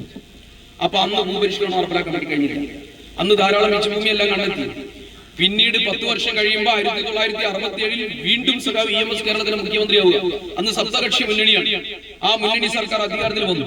അന്ന് EMS പറഞ്ഞു, സമഗ്രമായ ഭൂപരിഷ്കരണം കേരളത്തിൽ നടപ്പിലാക്കണം നിശ്ചയിച്ചു. ഒരു ബില്ലെല്ലാം പാസ്സാക്കി. ബില്ല് രാഷ്ട്രപതിയുടെ അംഗീകാരം കിട്ടണം. രാഷ്ട്രപതി അംഗീകാരം കൊടുക്കാൻ കുറെ വൈകിപ്പിച്ചു. രാഷ്ട്രപതിയുടെ അംഗീകാരം കിട്ടി വരുമ്പോൾ കോടതികൾ ഇടപെട്ട് തടസ്സപ്പെട്ടു. കോടതിയിൽ നിന്നൊക്കെ രക്ഷപ്പെട്ടു വരുമ്പോൾ ഉദ്യോഗസ്ഥന്മാർ അതിന് ധാരാളം തടസ്സവാദങ്ങൾ ഉന്നയിച്ചു. അപ്പോഴത്തേക്കും EMS ഗവൺമെന്റിനെ കെട്ടിവെച്ചു. 2 വർഷമാകുമ്പോഴത്തേക്കും CPIയും RSPയും ഉൾപ്പെടെയുള്ള നമ്മുടെ കൂടെ ഉണ്ടായിരുന്നവർ ഉൾപ്പെടെയുള്ളവർ ആ സർക്കാരിനെ പിന്നിൽ നിന്ന് വലിച്ചു. ആ സർക്കാർ അട്ടിമറിക്കപ്പെട്ടു. പക്ഷെ നമ്മൾ മുന്നിൽ 1969 ഡിസംബർ മാസത്തിൽ ആലപ്പുഴയിൽ ഒരു വലിയ സമ്മേളനം വിളിച്ചു ചേർത്തു. കർഷക സംഘത്തിന്റെ കർഷക തൊഴിലാളികളുടെ സമ്മേളനം. ആ സമ്മേളനത്തിൽ സഖാവ് AKG ഒരു പ്രഖ്യാപനം നടന്നു. AKGയുടെ പ്രഖ്യാപനം എങ്ങനെയായിരുന്നു? 1970 ജനുവരി മാസം 1-ാം തീയതി കേരളത്തിന് മുകളിൽ സൂര്യൻ ഉദിച്ചാൽ ഇവിടെ ഈ നിയമം ഞങ്ങൾ നടപ്പിലാക്കും എന്നായിരുന്നു പ്രഖ്യാപനം. ഭൂപരിഷ്കരണ നിയമം ഞങ്ങൾ നടപ്പിലാക്കും എന്നായിരുന്നു പ്രഖ്യാപനം. 1970 ജനുവരി മാസം 1-ാം തീയതി കേരളത്തിന് മുകളിൽ സൂര്യൻ ഉദിച്ചു. നൂറുകണക്കായ രക്തസാക്ഷികളുടെ ചോര കൊണ്ട് ചുവന്ന അരിവാളും ചുറ്റികയും ആലേഖനം ചെയ്ത ചെങ്കൊടി ഏന്തിക്കൊണ്ട് കേരളത്തിലെ മാർക്സിസ്റ്റുകാർ, CPMകാർ ഈ ഭൂമി മുഴുവൻ കൈവശപ്പെടുത്തിയിട്ടുള്ള ഭൂസ്വാമിമാരും അവരുടെ ഗുണ്ടകളുമായി നേർക്ക് നേരെ ഏറ്റുമുട്ടി. എന്നിട്ട് കേരളത്തിലെ 4.5 ലക്ഷം മനുഷ്യന്മാർക്ക് 10 സെന്റ് ഭൂമി വളച്ചു കെട്ടിക്കൊടുത്തു. അങ്ങനെയാ മലയാളി തന്റേടിയായി മാറുന്നത്. ഗോവിന്ദ മാഷ് എല്ലാ യോഗങ്ങളും ചോദിക്കുന്ന ചോദ്യമുണ്ട്, തന്റേടി ആയി എങ്ങനെയാണ് മലയാളി മാറിയത്? സ്വന്തമായി ഒരു പിടി മണ്ണ് കിട്ടിയപ്പം മലയാളി തന്റേതായ നിൽക്കാനുള്ള ഇടം അവനുണ്ടായപ്പോൾ അവൻ തന്റേടിയായി മാറി. അങ്ങനെ മനസമാധാനത്തോടുകൂടി കിടന്നുറങ്ങാൻ 57 സർക്കാർ തന്റേടിയായി മാറാൻ 67 സർക്കാരും തുടർന്ന് നാം നടത്തിയ പോരാട്ടങ്ങളും മലയാളിയെ മാറ്റി. പിന്നീട് നാം നടത്തിയ സമരങ്ങളും നാം നടത്തിയ പോരാട്ടങ്ങളും നമ്മുടെ സർക്കാരുകൾ അധികാരത്തിൽ വരുമ്പോഴുമാണ് ഈ കേരളം ഇങ്ങനെ മെല്ലെ മെല്ലെ മെല്ലെ മെല്ലെ മെല്ലെ മുന്നോട്ട് പോയത്. എപ്പോഴെല്ലാം കമ്മ്യൂണിസ്റ്റ് പാർട്ടിയുടെ ഇടതുപക്ഷത്തിന്റെ സർക്കാർ ജനങ്ങളോടൊപ്പം നിൽക്കുന്നുവോ അപ്പോഴെല്ലാം അതിനെ തകർക്കാൻ എല്ലാ പിന്തിരിപ്പന്മാരും ഒന്നിച്ചിട്ടുണ്ട്. ഇപ്പൊ നിങ്ങൾ നോക്കൂ, കേരളത്തിൽ എല്ലാവരും CPIM-നെതിരാണ്. ഒരു ദിവസം 42 ലക്ഷം കോപ്പി പത്രം പുറത്തിറങ്ങുന്നു മലയാളം വിവിധ പേരുകൾ. അതിൽ ആ 42 ലക്ഷം കോപ്പി പത്രത്തിൽ ഏറ്റവും ചുരുങ്ങിയത് 35 ലക്ഷം കോപ്പി പത്രത്തിനകത്തും 1 ഇഞ്ച് പോലും സ്ഥലം ബാക്കി വെക്കാതെ CPM വിരുദ്ധ വാർത്തകൾ നിറയുന്നു. 13 വാർത്താ ചാനലുകൾ 24 മണിക്കൂർ സംപ്രേഷണം ചെയ്യും. അതിൽ 13 എണ്ണത്തിലും 1 സെക്കൻഡ് പോലും ഇടവേളയില്ലാതെ CPM വിരുദ്ധ വാർത്തകൾ നിറയുന്നു. വലതുപക്ഷ രാഷ്ട്രീയ പാർട്ടികൾ അവർ പരസ്പരം ശത്രുക്കളാണെന്ന് അഭിനയിക്കുന്നുണ്ടെങ്കിലും അവർ ഒറ്റക്കെട്ടായി CPM-നെ ശത്രുവായി പ്രഖ്യാപിക്കും. കേരളത്തിലെ എല്ലാ വർഗീയവാദികളും ഇസ്ലാമിക ഭീകരവാദികളും ഹിന്ദുത്വ RSS സംഘപരിവാർ സംഘങ്ങളും ക്രിസ്ത്യൻ മൂവ്മെന്റിനകത്ത് ഇപ്പോൾ രൂപപ്പെട്ടുകൊണ്ടിരിക്കുന്ന വർഗീയ ശക്തികളും എല്ലാം ഒരുപോലെ CPM-നെ ശത്രുവായി പ്രഖ്യാപിക്കും. ഇങ്ങനെ എല്ലാവരും ശത്രുവായി പ്രഖ്യാപിക്കാൻ എന്താ നമ്മുടെ പാർട്ടി ചെയ്യുന്ന കുറ്റം? എന്താ നമ്മുടെ പാർട്ടിയുടെ കുഴപ്പം? നമ്മൾ ആലോചിക്കണ്ടേ? ഇങ്ങനെ ഈ ഭൂമിയിലുള്ള എല്ലാവരും നമുക്കെതിരായി, നമ്മൾ മാത്രം നമ്മളെ ചുറ്റും നിന്ന് ആക്രമിക്കും. എന്തിന്റെ കാരണം? ഒറ്റ കാരണമുണ്ട്. ആ കാരണം നമ്മുടെ പാർട്ടി ഈ പറയുന്ന പാർട്ടികളുടെയും ഈ പറയുന്ന ശക്തികളുടെയും എല്ലാം നയങ്ങൾക്ക് ബദലായി ഈ നാട്ടിലെ സാധാരണ മനുഷ്യന്റെ കൂടെ നമ്മൾ നിൽക്കുന്നു. നിങ്ങൾ കേട്ടിട്ടുണ്ടാവും, ഞാനൊരു പണിമുടക്ക് നടന്നു, തൊഴിലാളി സമരങ്ങൾ രാജ്യത്താകെ ശക്തിപ്പെടുന്നു. ഈ തൊഴിലാളി നേതാക്കന്മാരൊക്കെ പ്രസംഗം തുടങ്ങുമ്പോൾ ആദ്യം തന്നെ പറയാ, നവ ഉദാരവൽക്കരണ നയങ്ങൾ ലോകത്ത് നടപ്പിലാക്കുകയാണ്. രാജ്യത്ത് 35 കൊല്ലകാലമായി നവ ഉദാരവൽക്കരണ നയങ്ങൾ നടപ്പിലാക്കുന്നു, അത് ജനങ്ങളുടെ ജീവിതത്തെ ബാധിക്കാന്നൊക്കെ അങ്ങനെ പ്രസംഗിക്കും. നമുക്ക് ഇതൊന്നും മനസ്സിലാവില്ല. എന്താ ഈ നവ ഉദാരവൽക്കരണ നയം നടന്ന? ഇത്രയേ ഉള്ളൂ. നവ ഉദാരവൽക്കരണ നയം എന്ന് പറഞ്ഞാൽ ലോകത്തെ വലിയ മുതലാളിമാർ, ലോകത്തെ വലിയ കോർപ്പറേറ്റുകൾ ഗവൺമെന്റുകളോട് പറയുന്നു, നിങ്ങൾ ഒരു പണിയെടുക്കും, നിങ്ങൾക്ക് 3 പണിയാണ് നിങ്ങൾക്ക് ലോകം നിശ്ചയിച്ചു തന്നിട്ടുള്ളത്. ഒന്ന് നയമങ്ങൾ ഉണ്ടാക്കുക, ലെജിസ്ലേച്ചർ. നിങ്ങൾ ആ നയമങ്ങൾ ഉണ്ടാക്കുക, എന്നിട്ട് ആ നിയമങ്ങൾ പരിപാലിക്കുന്നതിന് വേണ്ടിയുള്ള സംവിധാനം ഉണ്ടാക്കുക. അതിനാണ് ജുഡീഷ്യൽ, കോടതി, പട്ടാളം, പോലീസ് സംവിധാനം. ഇതെല്ലാം നിങ്ങൾ പരിചരിക്കുക. മൂന്നാമത് നിങ്ങളുടെ നടപടികളെല്ലാം നടപ്പിലാക്കാൻ ഒരു ഉദ്യോഗസ്ഥ വൃന്ദത്തെ നിങ്ങൾക്ക് പരിപാലിക്കാം. അതിനാണ് എക്സിക്യൂട്ടീവ് എന്ന് പറയുന്നത്. അപ്പൊ ഭരണകൂടത്തിന് 3 ഭാഗം, ലെജിസ്ലേച്ചർ, ജുഡീഷ്യറി, എക്സിക്യൂട്ടീവ്. ഈ 3മായി നിങ്ങൾ ഇരുന്നോളണം. നിങ്ങൾ വേറെ ഒന്നും ചെയ്യരുത്. നിങ്ങൾ സ്കൂൾ നടത്തരുത്, നിങ്ങൾ ആശുപത്രി നടത്തരുത്, നിങ്ങൾ റോഡ് ഉണ്ടാക്കരുത്, നിങ്ങൾ വ്യവസായം നടത്തരുത്, നിങ്ങൾ ക്ഷേമ പ്രവർത്തനം നടത്തരുത്. നിങ്ങൾ ഇതൊന്നും ചെയ്യരുത്. ഇതെല്ലാം ഞങ്ങൾക്ക് തന്നേക്കുക. ഇതാണ് നവ ഉദാരവൽക്കരണത്തിന്റെ ഒന്നാമത്തെ ഭാഗം. രണ്ടാമത്തെ ഭാഗം, രാജ്യം ഭരിക്കുന്ന സർക്കാരുകൾ ഇവരുടെ ഈ ഡിമാൻഡ് ഏറ്റുവാങ്ങുന്നു, ഞങ്ങൾ ഇതെല്ലാം നിങ്ങൾക്ക് തരാം എന്ന് പറയുന്നു. ഇതാണ് ഉദാരവൽക്കരണ നയം എന്ന് പറയുന്നത്. നമ്മുടെ രാജ്യത്ത് മൻമോഹൻ സിംഗിന്റെ കാലത്ത് തുടങ്ങി ഇപ്പം ഏറ്റവും തീവ്രമായ നിലയിലേക്ക് മോഡി നടപ്പിലാക്കിക്കൊണ്ടിരിക്കുന്ന സാധനം പറഞ്ഞതാണ്. ഈ നയം രാജ്യത്ത് ഇടതുപക്ഷം ഒഴികെ, വിശിഷ്യ CPIM ഒഴികെ ബാക്കി പാർട്ടികളെല്ലാം ഈ നയത്തെ അനുകൂലിക്കുന്നവരാണ്. നമ്മൾ ഈ നയത്തിന് ബദൽ തീർക്കുന്നു. ഇവരെല്ലാം പറയുന്നു നമുക്കൊരു രക്ഷയുമില്ല, ലോകം മുഴുവൻ ഇങ്ങനെ ആയി കഴിഞ്ഞു, ഇനി ഇതിനൊരു ബദലും ഇല്ല എന്ന് പറയുന്നു. അപ്പോഴാണ് ഈ കൊച്ചു കേരളത്തിൽ നമ്മുടെ സർക്കാർ അധികാരത്തിലിരിക്കുകയും ഈ കൊച്ചു കേരളത്തിൽ നിന്ന് ഈ നവ ഉദാരവൽക്കരണ നയങ്ങൾക്ക് നാം ബദൽ തീർക്കുകയും ചെയ്യുന്നത്. ഈ ബദൽ രാജ്യത്തിന് വലിയ പ്രതീക്ഷയായി മാറുകയാണ്. എന്താ ഈ ബദൽ എന്ന് പറഞ്ഞാൽ? നമ്മുടെ ബദൽ ഇപ്പൊ നിങ്ങൾ നോക്കൂ, 2011 മുതൽ 2016 വരെ കേരളം ഉമ്മൻചാണ്ടി ഭരിച്ചപ്പോൾ കേരളത്തിലെ സർക്കാർ സ്കൂളുകൾ അടച്ചു. ഇതിന്റെ പ്രസംഗം ഞാൻ നിർത്തുകയാണ്. ഇനി എനിക്ക് കുറച്ച് വിവരങ്ങൾ നിങ്ങൾ ഇങ്ങോട്ട് തരണം. എനിക്ക് നാളെ പ്രസംഗിക്കാൻ വേണ്ടിയിട്ടാണ്. അതുകൊണ്ട് ഇതുവരെയുള്ള എന്റെ പ്രസംഗം അവസാനിച്ചു. ഇനി നമുക്ക് കുറച്ച് വർത്തമാനം പറയാം. കടമരട്ട് പറയുന്ന പോലെ നല്ല 4-5 വാക്കുകൾ. എന്റെ ചോദ്യം ഇതാണ്, എനിക്ക് പഠിക്കേണ്ട ഒരു കാര്യമാണ്. 2011 മുതൽ 2016 വരെ കേരളത്തിലെ സ്കൂളുകൾ പലതും അടച്ചുപിടിച്ചു. അതായത് ഉമ്മൻചാണ്ടി പഠിച്ച പുതുപ്പള്ളിയിലെ സ്കൂൾ വരെ മൂപ്പര് ലാഭകരമല്ല എന്ന് പറഞ്ഞ് കൂട്ടാൻ ഓർഡർ ഇട്ടാണ് മൂപ്പര് പോയത്.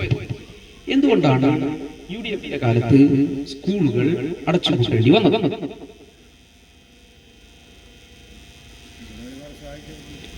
അങ്ങനെയാണ്.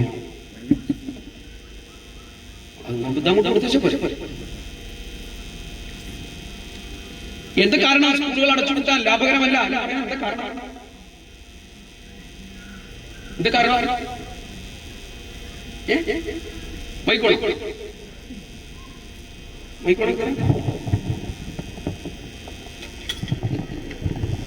ഇനി മനസ്സിലായില്ലേ? എന്ത് കാരണം സ്കൂളുകൾ അടച്ചുകൂടാൻ? എന്താ കാരണം? എന്താ കാരണം? വിദ്യാഭ്യാസ നിലവാരം കുറവായതുകൊണ്ട്. ആ സ്കൂളിൽ, സർക്കാർ സ്കൂളിൽ കുട്ടികളില്ലാതിരിക്കാൻ കാരണം വിദ്യാഭ്യാസ നിലവാരം ബാക്കിയൊക്കെ റെഡിയാണ്. വിദ്യാഭ്യാസ നിലവാരത്തിന് മാത്രമേ പ്രശ്നമില്ല. അവിടെ ബെഞ്ചില്ല, ഡെസ്ക് ഇല്ല, പാഠപുസ്തകങ്ങളില്ല, പാഠപുസ്തകം തന്നെ കിട്ടുന്നില്ല, ടീച്ചറില്ല, മറ്റു സംവിധാനങ്ങളില്ല. നിങ്ങളൊക്കെ നിങ്ങളുടെ മക്കൾ നന്നായി പഠിക്കണം എന്ന് ആഗ്രഹിക്കുന്നവർ. എന്തിനാ മക്കൾ നന്നായി പഠിക്കണേ? എന്തിനാ മക്കളെ നന്നായി പഠിക്കണേ? എന്തിനാ മക്കളെ നന്നായി പഠിക്കണേ? അമ്മമാര് പറഞ്ഞു. ആ മക്കൾക്ക് അവരെ നല്ല ഭാവിക്ക് വേണ്ടി അല്ലേ? മക്കളെ നല്ല ഭാവിക്ക് വേണ്ടി മക്കളെ നല്ല പഠിക്കണം. ഉറപ്പാ?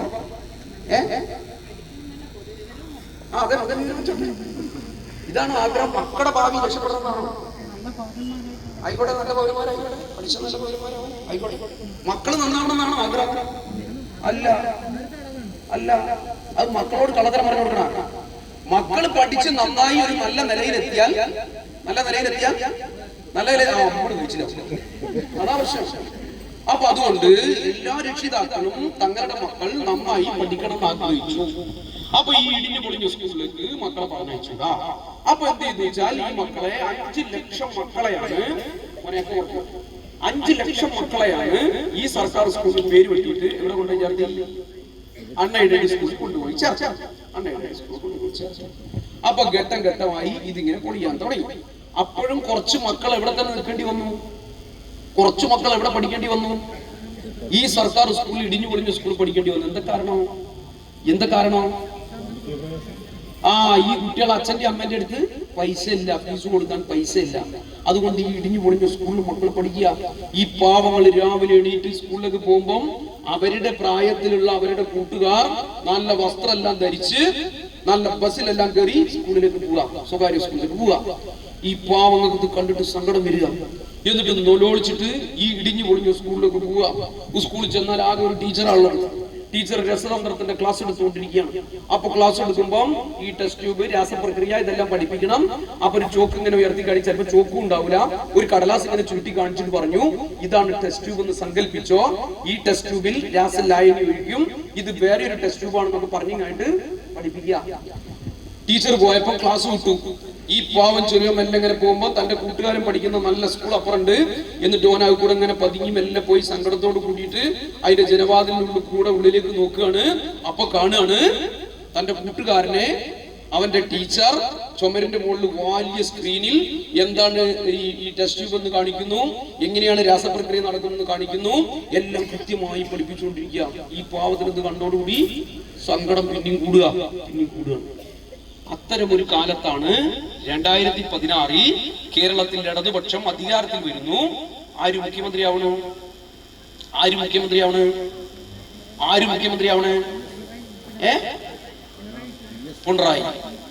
പിണറായിയെ പറ്റി സാധാരണ ലീഗുകാരും കോൺഗ്രസ്സുകാരും BJP-ക്കാരും ഒക്കെ പറഞ്ഞ അടുത്ത കൂടി പറഞ്ഞു. അച്ഛനെ കൂട്ടി പറഞ്ഞ ഒരു വാദമുണ്ട്. എന്താ ഒരു പേരുണ്ട്, എന്താ പറയാ, അച്ഛനെ ജാതിയെ കൂടി പറഞ്ഞിട്ട് പറയണേ. അതിന് മുന്നേ മുണ്ടൽ പോലെ മുന്നേ ഒന്നുകൂടി ഒന്നുകൂടി കൂട്ടിയിട്ടുണ്ട്. ചെത്തുകാരൻ മുണ്ടയിൽ കോരന്റെ മകൻ വിജയൻ കേരളത്തിലെ മുഖ്യമന്ത്രിയായി. കേരളത്തിലെ കുട്ടികളുടെ വിദ്യാഭ്യാസത്തെ കുറിച്ചുള്ള ആദ്യത്തെ പൊതുവിദ്യാഭ്യാസ സംരക്ഷണ യജ്ഞം അതിന്റെ ആദ്യത്തെ ആമുഖത്തിൽ അദ്ദേഹത്തിന്റെ വാക്കുകൾ ഇങ്ങനെ തുടങ്ങാം. ഒരു മനുഷ്യൻ സംസാരിക്കുമ്പോൾ ആ മനുഷ്യന്റെ മനസ്സിലേക്ക് ഏറ്റവും ആദ്യം ഉയർന്നു വരിക അയാളുടെ അനുഭവങ്ങളായിരിക്കും. തന്റെ ചെറുപ്പത്തിലെ അനുഭവം കുട്ടികളുടെ വിദ്യാഭ്യാസത്തെ കുറിച്ചുള്ള മീറ്റിംഗിന്റെ ആദ്യത്തെ യോഗത്തിൽ പിണറായി വിജയന്റെ മനസ്സിലേക്ക് വരികയാണ്. എന്നിട്ട് പിണറായി വിജയൻ പറഞ്ഞു, ഒരു കുട്ടി, കേരളത്തിലെ ഒരു കുട്ടി, അവന്റെ അച്ഛനും അമ്മയും ദരിദ്രരായി പോയി എന്നുള്ളത് കൊണ്ട് അവന്റെ പ്രായത്തിലുള്ള മറ്റു കുട്ടികൾക്ക് ലഭിക്കുന്നതിന് സമാനമായ വിദ്യാഭ്യാസം അവന് ലഭിക്കാതിരിക്കുന്ന സാഹചര്യം ഉണ്ടാവാൻ വേണ്ടി പാടില്ല. നമ്മൾ ഗ്യാരണ്ടി. കേരളത്തിലെ എല്ലാ സർക്കാർ സ്കൂളിന്റെ അവശേഷിച്ച ക്ലാസ് മുറികൾ മുഴുവൻ ഹൈടെക്. നമ്മളൊക്കെ സ്കൂളിൽ പഠിക്കുമ്പോൾ ചോക്കും ടെസ്റ്ററും വടിയും ഒക്കെയായി വരുന്ന ടീച്ചറുടെ സ്ഥാനത്ത് ലാപ്ടോപ്പും പ്രൊജക്ടറും എല്ലാമായി ടീച്ചർമാർ സ്കൂളിലേക്ക് വരാൻ വേണ്ടി തുടങ്ങി. അപ്പൊ എന്തായി? പൈസക്കാരന്റെ മക്കൾ പഠിക്കുന്ന അതേ രീതിയിൽ പാവങ്ങളുടെ മക്കൾ പഠിക്കാൻ വേണ്ടി തുടങ്ങി. കുറച്ചു കഴിഞ്ഞപ്പം ചെത്തുകാരൻ മുണ്ടയിൽ കോരന്റെ മകൻ വിജയൻ തോന്നി, ഇങ്ങനെ രീതി മാത്രം മാറിയാ പോരാ, നല്ല സാഹചര്യം ഉണ്ടാവണം. കോടിക്കണക്കിന് രൂപ, 5 കോടി ഹൈസ്കൂൾ, 3 കോടി UP, ഇനി 10 കുട്ടികളുടെ LP സ്കൂൾ ആണെങ്കിൽ 1 കോടി, കിട്ടാവുന്ന പണം മുഴുവൻ കൊടുത്ത് ഏറ്റവും ആധുനികമായ നിലയിലേക്ക് നമ്മുടെ സർക്കാർ സ്കൂളുകൾ മുഴുവൻ എന്ത് ചെയ്തു? നല്ല കെട്ടിടങ്ങൾ, നല്ല ക്ലാസ് മുറികൾ, നല്ല ഫർണിച്ചറുകൾ എല്ലാം ആക്കി പഠനം തുടങ്ങി. അപ്പൊ എന്ത് സംഭവിച്ചു അറിയോ? പണ്ട് ഇതിങ്ങനെ ഇടിഞ്ഞു പൊളിഞ്ഞപ്പം മക്കളെ ഇവിടുന്ന് വെട്ടി അപ്പുറം കൊണ്ടുപോയി ചേർത്തിയ മക്കളുടെ രക്ഷിതാക്കൾ എല്ലാം വന്നോക്കുക എന്താ ഇതിനുള്ളിൽ നടക്കണമെന്ന്. പണ്ട് ഈ ചെറിയോൻ അങ്ങോട്ട് പോയൊക്കെ ഇത്. ഇപ്പൊ അപ്പുറം മക്കളെ ചേർത്തിയവരെ രക്ഷിതാക്കൾ ഇങ്ങനെ വന്നിട്ട് സർക്കാർ സ്കൂളിന്റെ ജനാലിനോട് കൂടെ ഇങ്ങനെ ഉള്ളോട്ട് നോക്കുക. അപ്പോഴാണ് ഒരു കാണുന്നത്, താൻ വലിയ പൈസ എല്ലാം മുടക്കി മക്കളെ പഠിപ്പിക്കുന്നതിനേക്കാളും നന്നായി ഇവിടെ ഒരു പൈസയുടെ ചെലവുമില്ലാതെ സാധാരണക്കാരന്റെ മക്കൾ പഠിക്കുന്നു. അപ്പൊ എന്ത് ചെയ്തു? പണ്ട് 5 ലക്ഷത്തിന് വെട്ടിയിട്ടാണ് അങ്ങോട്ട് കൊണ്ടുപോയതെങ്കിൽ അപ്പുറത്തുനിന്ന് 9 ലക്ഷത്തിന് വെട്ടിയിട്ട് എവിടെ കൊണ്ടുപോയി ചേർത്തി? സർക്കാർ സ്കൂളിൽ കൊണ്ടുപോയി ചേർത്തി. ഇതാണ് എന്ത്? ബദൽ എന്ന് പറയുന്നത്. ഇന്ത്യയിലെ വിദ്യാഭ്യാസ മേഖലയാകെ നവോദാരവൽക്കരണ നയങ്ങൾ പണക്കാരന്റെ കയ്യിലേക്ക് എത്തിച്ചു കൊടുത്തപ്പോൾ നമ്മുടെ സർക്കാർ അവരുടെ കയ്യിൽ നിന്ന് അത് വാങ്ങിയിട്ട് പാവങ്ങൾക്ക് കൊടുക്കുക. പാവങ്ങൾക്ക് നല്ല വിദ്യാഭ്യാസം. ഈ പഞ്ചായത്ത് തിരഞ്ഞെടുപ്പിലെ ഇടതുപക്ഷത്തെ തോൽപ്പിക്കാനേ ഏറ്റവും അധികം പൈസ ഇറക്കിയത് ആരറിയുന്നത്? പണ്ടത്തെ ഈ സ്വകാര്യ വിദ്യാഭ്യാസ ലോബിയാണ് കേരളത്തിൽ കോടിക്കണക്കിന് രൂപ മാധ്യമങ്ങൾക്കും വലതുപക്ഷ രാഷ്ട്രീയ പാർട്ടികൾക്കും എല്ലാം കൊടുത്ത് നമ്മുടെ സർക്കാരിനെ തകർക്കാനുള്ള വലിയ ശ്രമം നടത്തിയത്. എന്താ പറയുക ലക്ഷ്യം? ഈ സർക്കാർ പോകുന്നു, പൊതു സംവിധാനത്തെ തകർക്കുന്നു, വീണ്ടും പഴയ പോലെ അവർക്ക് ഈ മേഖലയിൽ നിന്ന് കോടികൾ ലാഭം ഉണ്ടാക്കണം. ഇതാ ബദൽ. ആരോഗ്യ മേഖല ഇപ്പൊ 2000 രൂപ പെൻഷൻ പ്രഖ്യാപിച്ചു അല്ലേ? 2000 രൂപ പെൻഷൻ പ്രഖ്യാപിച്ചു. അപ്പൊ ഞാനിങ്ങനെ ഈ വീട് കാണുന്നതിന്റെ ഭാഗമായിട്ട് പോയപ്പോ ഒരു വീട്ടിൽ നിന്ന് ഒരു അമ്മ പറഞ്ഞു, എന്ത് മോനെ 2500 തരാന്നല്ല എന്റെ പിണറായി പറഞ്ഞു. 2500 തരണ്ടേ? ഇതെന്ത് 2000? അന്ന് ഇത് ഉള്ള കാലത്തുള്ള മാതിരിയാണ് എന്നൊക്കെ പറഞ്ഞിട്ട് ആകെ നിരാശരാക്കിയ. ഇത് മറ്റവരെ പഠിപ്പിച്ചിരിക്കാം, ഇത് ഇങ്ങനെ പറയണം, 2000 കൊണ്ട് വലിയ കാര്യമൊന്നുമില്ല എന്നൊക്കെ പറഞ്ഞു. നമ്മളെ ആഗ്രഹം എന്താ അറിയാം? നമ്മളെ പാർട്ടിയുടെ ആഗ്രഹം ഒരു വയസ്സായ ഒരാൾക്ക് ഏറ്റവും ചുരുങ്ങിയത് ഒരു 5000 രൂപയെങ്കിലും പെൻഷൻ കൊടുക്കണം. എന്താ കാരണം അറിയോ? ഉത്തർപ്രദേശിൽ, ബീഹാറിൽ, രാജസ്ഥാനിലൊക്കെ ഒരു 40-45 വയസ്സായാൽ ആള് മരിച്ചു. 45 വയസ്സായാൽ ആള് മരിച്ചു.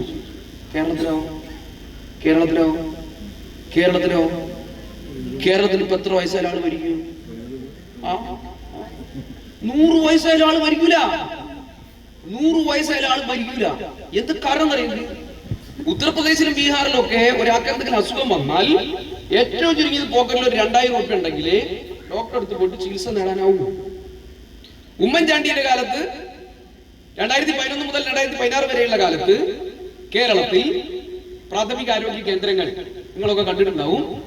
ഓർമ്മയുള്ള കുറച്ച് വയസ്സായ ആൾക്കാർക്ക് ഓർമ്മയുണ്ടാവും. അവിടെ ഡോക്ടറും ഇല്ല, മരുന്നുമില്ല, ഒക്കെ കൂടി കാട് പിടിച്ച് കിടക്കുക. അപ്പൊ നമ്മൾ എന്ത് ചെയ്യണം? കോൺഗ്രസ് ആയാലും മാർക്സിസ്റ്റ് ആയാലും ലീഗ് ആയാലും ഒക്കെ ഇവിടെ പോയിട്ട് കാര്യമില്ല. ഇവിടെ ഡോക്ടറില്ല, മരുന്നില്ല, കൂടി കാട് പിടിച്ച് കിടക്കുക. അപ്പൊ നമ്മൾ എന്ത് ചെയ്യണം? നമ്മളെന്താ പ്രൈവറ്റിന് പറ്റൂസല്ല. നിങ്ങളെ കയ്യിൽ പൈസ ഉണ്ടെങ്കിൽ അവിടെ കൊടുത്താൽ ചികിത്സ നടത്താം. പൈസ ഇല്ലെങ്കിലോ ചികിത്സ ഇല്ല. ചികിത്സയില്ല. ഇതായിരുന്നു അക്കാലം. അപ്പൊ മലയാളിയുടെ ആയുർദൈർഘ്യം ഇങ്ങനെ പറഞ്ഞു, പൈസ ഇല്ലെങ്കിൽ ഈ സൂക്കടും വെച്ച് കുത്തിരിക്കല്ലാതെ വേറെ നിർത്തിയില്ല. 2016 നമ്മുടെ സർക്കാർ അധികാരത്തിൽ വന്നു. അതിന്റെ കാർഡൊക്കെ ഒന്ന് വെട്ടിത്തെളിച്ചു. ഒരു 2 ഡോക്ടറെ കൊടുത്തു, കുറച്ച് മരുന്നുണ്ട്, കുറച്ച് സംവിധാനങ്ങളുണ്ട്. അപ്പൊ എന്ത് ചെയ്തു? കുറച്ചേച്ച് ആളുകൾ ഇങ്ങനെ വരാൻ തുടങ്ങി. ആളുകൾ വരുന്നതിനനുസരിച്ച് അവിടുത്തെ സൗകര്യങ്ങൾ നമ്മൾ അങ്ങനെ കൂട്ടി എല്ലാ ചികിത്സയും സർക്കാർ ആശുപത്രി കിട്ടാൻ തുടങ്ങി. ഇപ്പൊ കഴിഞ്ഞ ആഴ്ച കോഴിക്കോട്ട് ഒരു ആശുപത്രിക്ക് കൂടി തടക്കല്ലിട്ടു. എന്താ ആശുപത്രിക്കാ? മുഖ്യമന്ത്രി അവയവ മാറ്റം.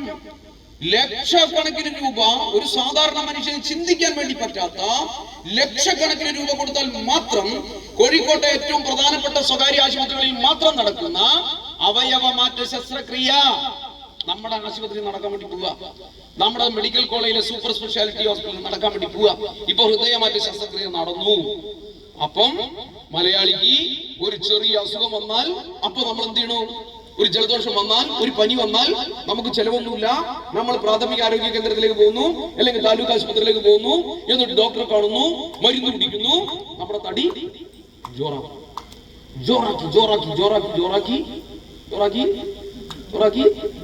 100 വയസ്സായിട്ടും നമ്മൾ മരിക്കില്ല. 100 വയസ്സായ ഒരാൾ പുരയിലുണ്ടായാൽ ചെറിയ പ്രശ്നമുണ്ടാവും. നിങ്ങളിവിടെ നാട്ടുപ്രദേശം ഉണ്ടാവില്ല. നമ്മൾ കോഴിക്കോട്ടൊക്കെ പ്രശ്നം എന്താ വെച്ചാൽ, മക്കൾക്ക് ഇത്തിരി പൈസ കയ്യിലുണ്ടെങ്കിൽ എന്ത് ചെയ്യും? അച്ഛനെ അമ്മേനെയും നേരെ വൃദ്ധസദനത്തിലാക്കി ടൂർ പോകും.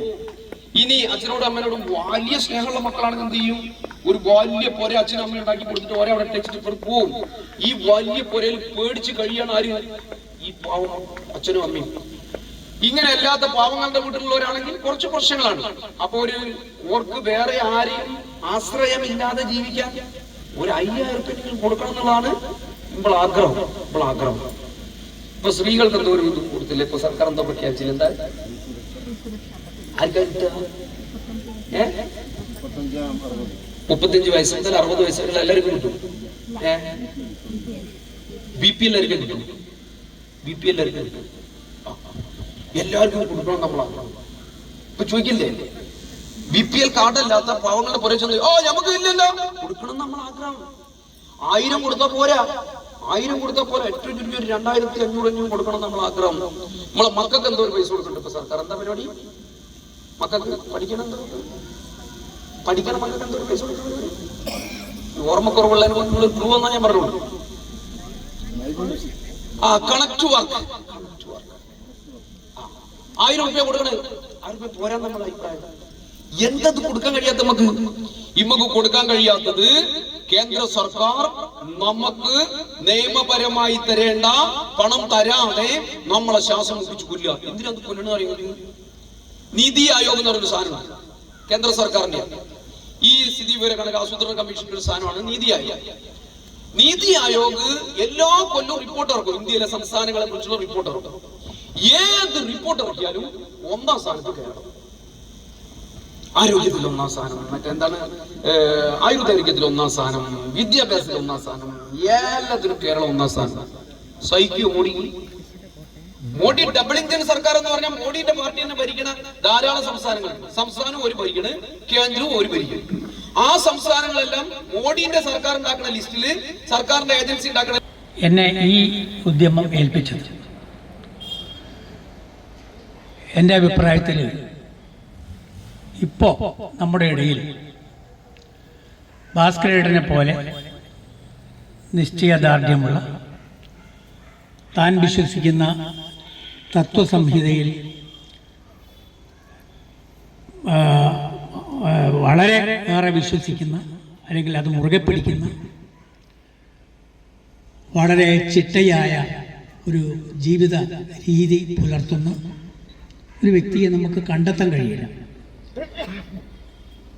ഈ അടുത്ത കാലത്തായിട്ട് നമുക്ക് എല്ലാം നോക്കിയാൽ കാണാവുന്ന ഒരു പ്രധാനപ്പെട്ട ഒരു പ്രശ്നമാണ് ചെറുപ്പക്കാരെല്ലാം പ്രവർത്തനത്തിൽ നിന്ന് വിട്ടുനിൽക്കുന്ന ഒരവസ്ഥ. 50 വയസ്സോ അതിൽ കൂടുതലോ ഉള്ള ആളുകളാണ് ഇപ്പോൾ പ്രധാനമായിട്ട് ഇത്തിരി പരിപാടികളിലൊക്കെ. ഇപ്പോൾ ഇവിടെ തന്നെ നമ്മൾ നോക്കിയാൽ കാണും. ഈ കുട്ടികൾ ഇവിടെയുള്ള കുട്ടികളായതുകൊണ്ടാണ് 2 ആളും മുമ്പിൽ ഇങ്ങനെ ഇരിക്കുന്നത്. ബാക്കിയൊക്കെ 50 വയസ്സോ അതിൻ്റെ മുകളിലോട്ടുള്ള ആളുകളാണ് ഇവിടെയുള്ള ബഹുഭൂരിപക്ഷം ആളുകൾ. ഈ അടുത്ത ദിവസം ആലപ്പുഴയിൽ പോകാനുള്ള ഒരവസരം ഉണ്ടായപ്പം അവിടെ കാസർഗോഡ് മുതൽ തിരുവനന്തപുരം വരെയുള്ള ആളുകൾ, പാർട്ടിയായിട്ടൊക്കെ ബന്ധപ്പെട്ട ആളുകളുണ്ട്. അപ്പം ഞങ്ങളൊക്കെ മാറിയിരുന്ന് കുറേ കാര്യങ്ങൾ, പാർട്ടിയുമായി ബന്ധപ്പെട്ട കുറേ കാര്യങ്ങൾ ചർച്ച ചെയ്തപ്പോൾ കൂടുതൽ മനസ്സിലായി ഇതാണ് അവസ്ഥ. ഭാസ്കരേട്ടൻ പ്രവർത്തിച്ചിരുന്ന ഒരു കാലഘട്ടം ഇവിടെ ഇപ്പോൾ ഇരിക്കുന്ന ആളുകൾക്കെല്ലാം അറിയാം. ഭാസ്കരേട്ടൻ നമ്മളെ വിട്ടുപിരിഞ്ഞിട്ട് അധികമൊന്നും 6-ാം തവണയും തെറ്റിക്കുമ്പോൾ എനിക്ക് ദേഷ്യം വരും, അല്ലാണ്ട് റാഷായിട്ട് സംസാരിക്കുന്നത്. അതുകൊണ്ട് നമുക്ക് ആ പണി പറ്റൂല എന്ന് തോന്നിയത് കൊണ്ടാണ് ഞാൻ പിന്നെ ആ രംഗത്ത് നിൽക്കാനേ, പഠിപ്പിക്കുന്ന രംഗത്ത് നിൽക്കാനേ. എന്നാൽ ഭാസ്കരേട്ടനാണെങ്കിൽ ഏതൊരു വിഷയവും അതിൻ്റെ അങ്ങേ തല വരെ ഒരു 16-20 തവണ ഒരാളിനോട് വളരെ ബഹുമാന്യര് പ്രിയമുള്ളവർ എല്ലാവരും പോകാനുള്ള തിരക്കിലാണ്. ഒന്നും കൂടുതലായെന്ന് പറയുന്നത് വെറും 2 മിനിറ്റ് മാത്രമാണ് പറയാൻ. ഭാസ്കരേട്ടൻ ഞാനായിട്ട് ഒരു പ്രത്യേകതര ആത്മബന്ധം ഉണ്ടായിരുന്നു. കൃത്യമായി പറഞ്ഞാൽ 1969 ഞാനും ഭാസ്കരേട്ടനും തിക്കോടി ഉണ്ടായിരുന്ന ഒരു വിഷയവുമായി ബന്ധപ്പെട്ട് ഒന്നിച്ച് പ്രവർത്തിക്കുന്നത്. നിങ്ങൾക്കറിയാം, ഇന്ന് കൈരളി ഗ്രന്ഥാലയം നന്നായി പ്രവർത്തിക്കുന്ന ഗ്രന്ഥാലയമാണ്. അന്ന് ആ കാലഘട്ടത്തിൽ 69 കാലഘട്ടം എന്ന് പറഞ്ഞാൽ തിക്കോടി കോൺഗ്രസിന്റെ ശക്തി കേന്ദ്രമാണ്. മാത്രമല്ല ഏതാണ്ട് 10-30ഓളം ചെറുപ്പക്കാർ, വളരെ പ്രഗത്ഭരായ കഴിവുള്ള ചെറുപ്പക്കാർ എപ്പോഴും തിക്കോടി ഉണ്ടാവുന്ന, നിറഞ്ഞു നിൽക്കുന്ന ഒരു കാലഘട്ടം ഉണ്ടായിരുന്നു. അന്ന് വൈകുന്നേരം തിക്കോടി വന്ന 10 തലമുറയ്ക്കറിയാം, നമുക്ക് കാണുക തോയാട്ട് പാപ്പേട്ടന്റെ ഉഗ്ര വാഗ്വാദമാണ്. അദ്ദേഹത്തിന് പ്രത്യേകതയുണ്ട്. അദ്ദേഹത്തിന് വേണ്ടി കൂടെ സംസാരിക്കാൻ ആരെങ്കിലും വന്നാൽ അദ്ദേഹം സംസാരിക്കും. അദ്ദേഹം നീ പറഞ്ഞു എന്നാണ്. അദ്ദേഹത്തിന് ഒറ്റയ്ക്ക് CPM-ന്റെയും ഇടതുപക്ഷത്തിന്റെ ആളുകളോടുകൂടി സംവാദം നടത്തും. ആ രൂപത്തിൽ അത്ര സുശക്തമായ ഒരു സമയത്താണ് നേതാജി കൈരളി ഗ്രന്ഥാലയവും അവരുടെ ഭരണത്തിന് കീഴിലാണ് ഉണ്ടായിരുന്നത്. ഞാനും ഭാസ്കരേട്ടനും VK ബാലനും വളരെ സമർത്ഥമായ, എന്റെ രീതി ഞാൻ പറയുന്നില്ല, വളരെ സമർത്ഥമായ. എനിക്ക് ഭാസ്കരേട്ടന്റെ ഓർമ്മയിലിരിക്കുന്നത് കുടുംബശ്രീയുമായിട്ടുള്ള ബന്ധമാണ്. ഭാസ്കരേട്ടൻ മെമ്പറായ സമയത്താണ് നമ്മുടെ പഞ്ചായത്തിൽ കുടുംബശ്രീ ആദ്യമായി രൂപം കൊണ്ടത്. അതുപോലെ തന്നെ എല്ലാ വാർഡുകളിലും കുടുംബശ്രീ നല്ല രീതിയിൽ രൂപീകരിക്കുകയും അതിനുള്ള എല്ലാ പ്രവർത്തനങ്ങളും ഭാസ്കരേട്ടൻ ചെയ്തു വെച്ചിട്ടുണ്ട്. അതേപോലെ നമ്മുടെ വാർഡിൽ ഇതുവരെ ആ ഭാസ്കരേട്ടന്റെ ആ സ്നേഹം പോലെ തന്നെ നമ്മുടെ വാർഡിൽ നിന്നും കുടുംബശ്രീ നല്ല രീതിയിൽ കൊണ്ടുപോകാൻ സഹായിച്ചിട്ടുണ്ട്. ഭാസ്കരേട്ടന്റെ ഈ ഓർമ്മകൾക്ക് മുമ്പിൽ ഞാൻ ഒരു പിടി രക്തപുഷ്പം അർപ്പിച്ചുകൊണ്ട് ഇവിടെ ഉദ്ഘാടനം നിർവഹിച്ച സഖാവ് ഗിരീശേട്ടൻ, അതുപോലെ തന്നെ ഏരിയ കമ്മിറ്റി സെക്രട്ടറിയായ ഷിബുക്ക, സ്വാഗത ആശംസ വിശ്വേട്ടൻ, അതുപോലെ തന്നെ നമ്മളെ ശ്രമിക്കുന്ന ഘട്ടത്തിലാണ് ഭാസ്കരേട്ടൻ നമ്മോടൊപ്പം ഇല്ലാതിരിക്കുന്നത്. ഞാൻ രാഷ്ട്രീയമായി പറയുകയല്ല, ഇന്നത്തെ കാലഘട്ടത്തിൽ ഈ പ്രസ്ഥാനത്തിനെതിരെയും ഈ പ്രസ്ഥാനം നേതൃത്വം കൊടുക്കുന്ന കേരള സർക്കാരിനെതിരെയും നിരന്തരമായി മാധ്യമങ്ങളും വർഗീയ ശക്തികളും ഒക്കെ എല്ലാ വിഭാഗം ജനങ്ങളെയും പങ്കെടുപ്പിച്ചുകൊണ്ട് ഇത്തരത്തിലൊരു ഓർമ്മ എന്ന പരിപാടിക്ക് നേതൃത്വം നൽകാൻ പാർട്ടി ലോക്കൽ കമ്മിറ്റി തീരുമാനിച്ചിട്ടുണ്ട്. ഇതിന്റെ ഭാഗമായി ഉള്ള ഈ ഓർമ്മ സമ്മേളനം ഏതാനും നിമിഷങ്ങൾക്കകം പാർട്ടിയുടെ ജില്ലാ സെക്രട്ടേറിയറ്റ് മെമ്പർ സഖാവ് എം ഗിരീഷ്, ജേതാവ് വിശ്വ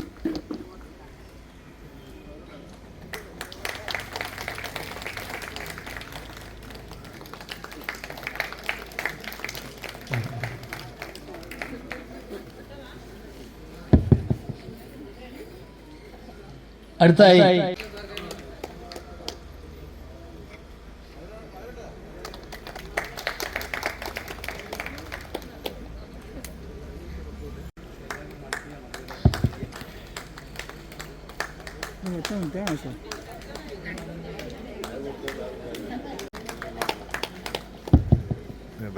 സംസ്ഥാന സ്കൂൾ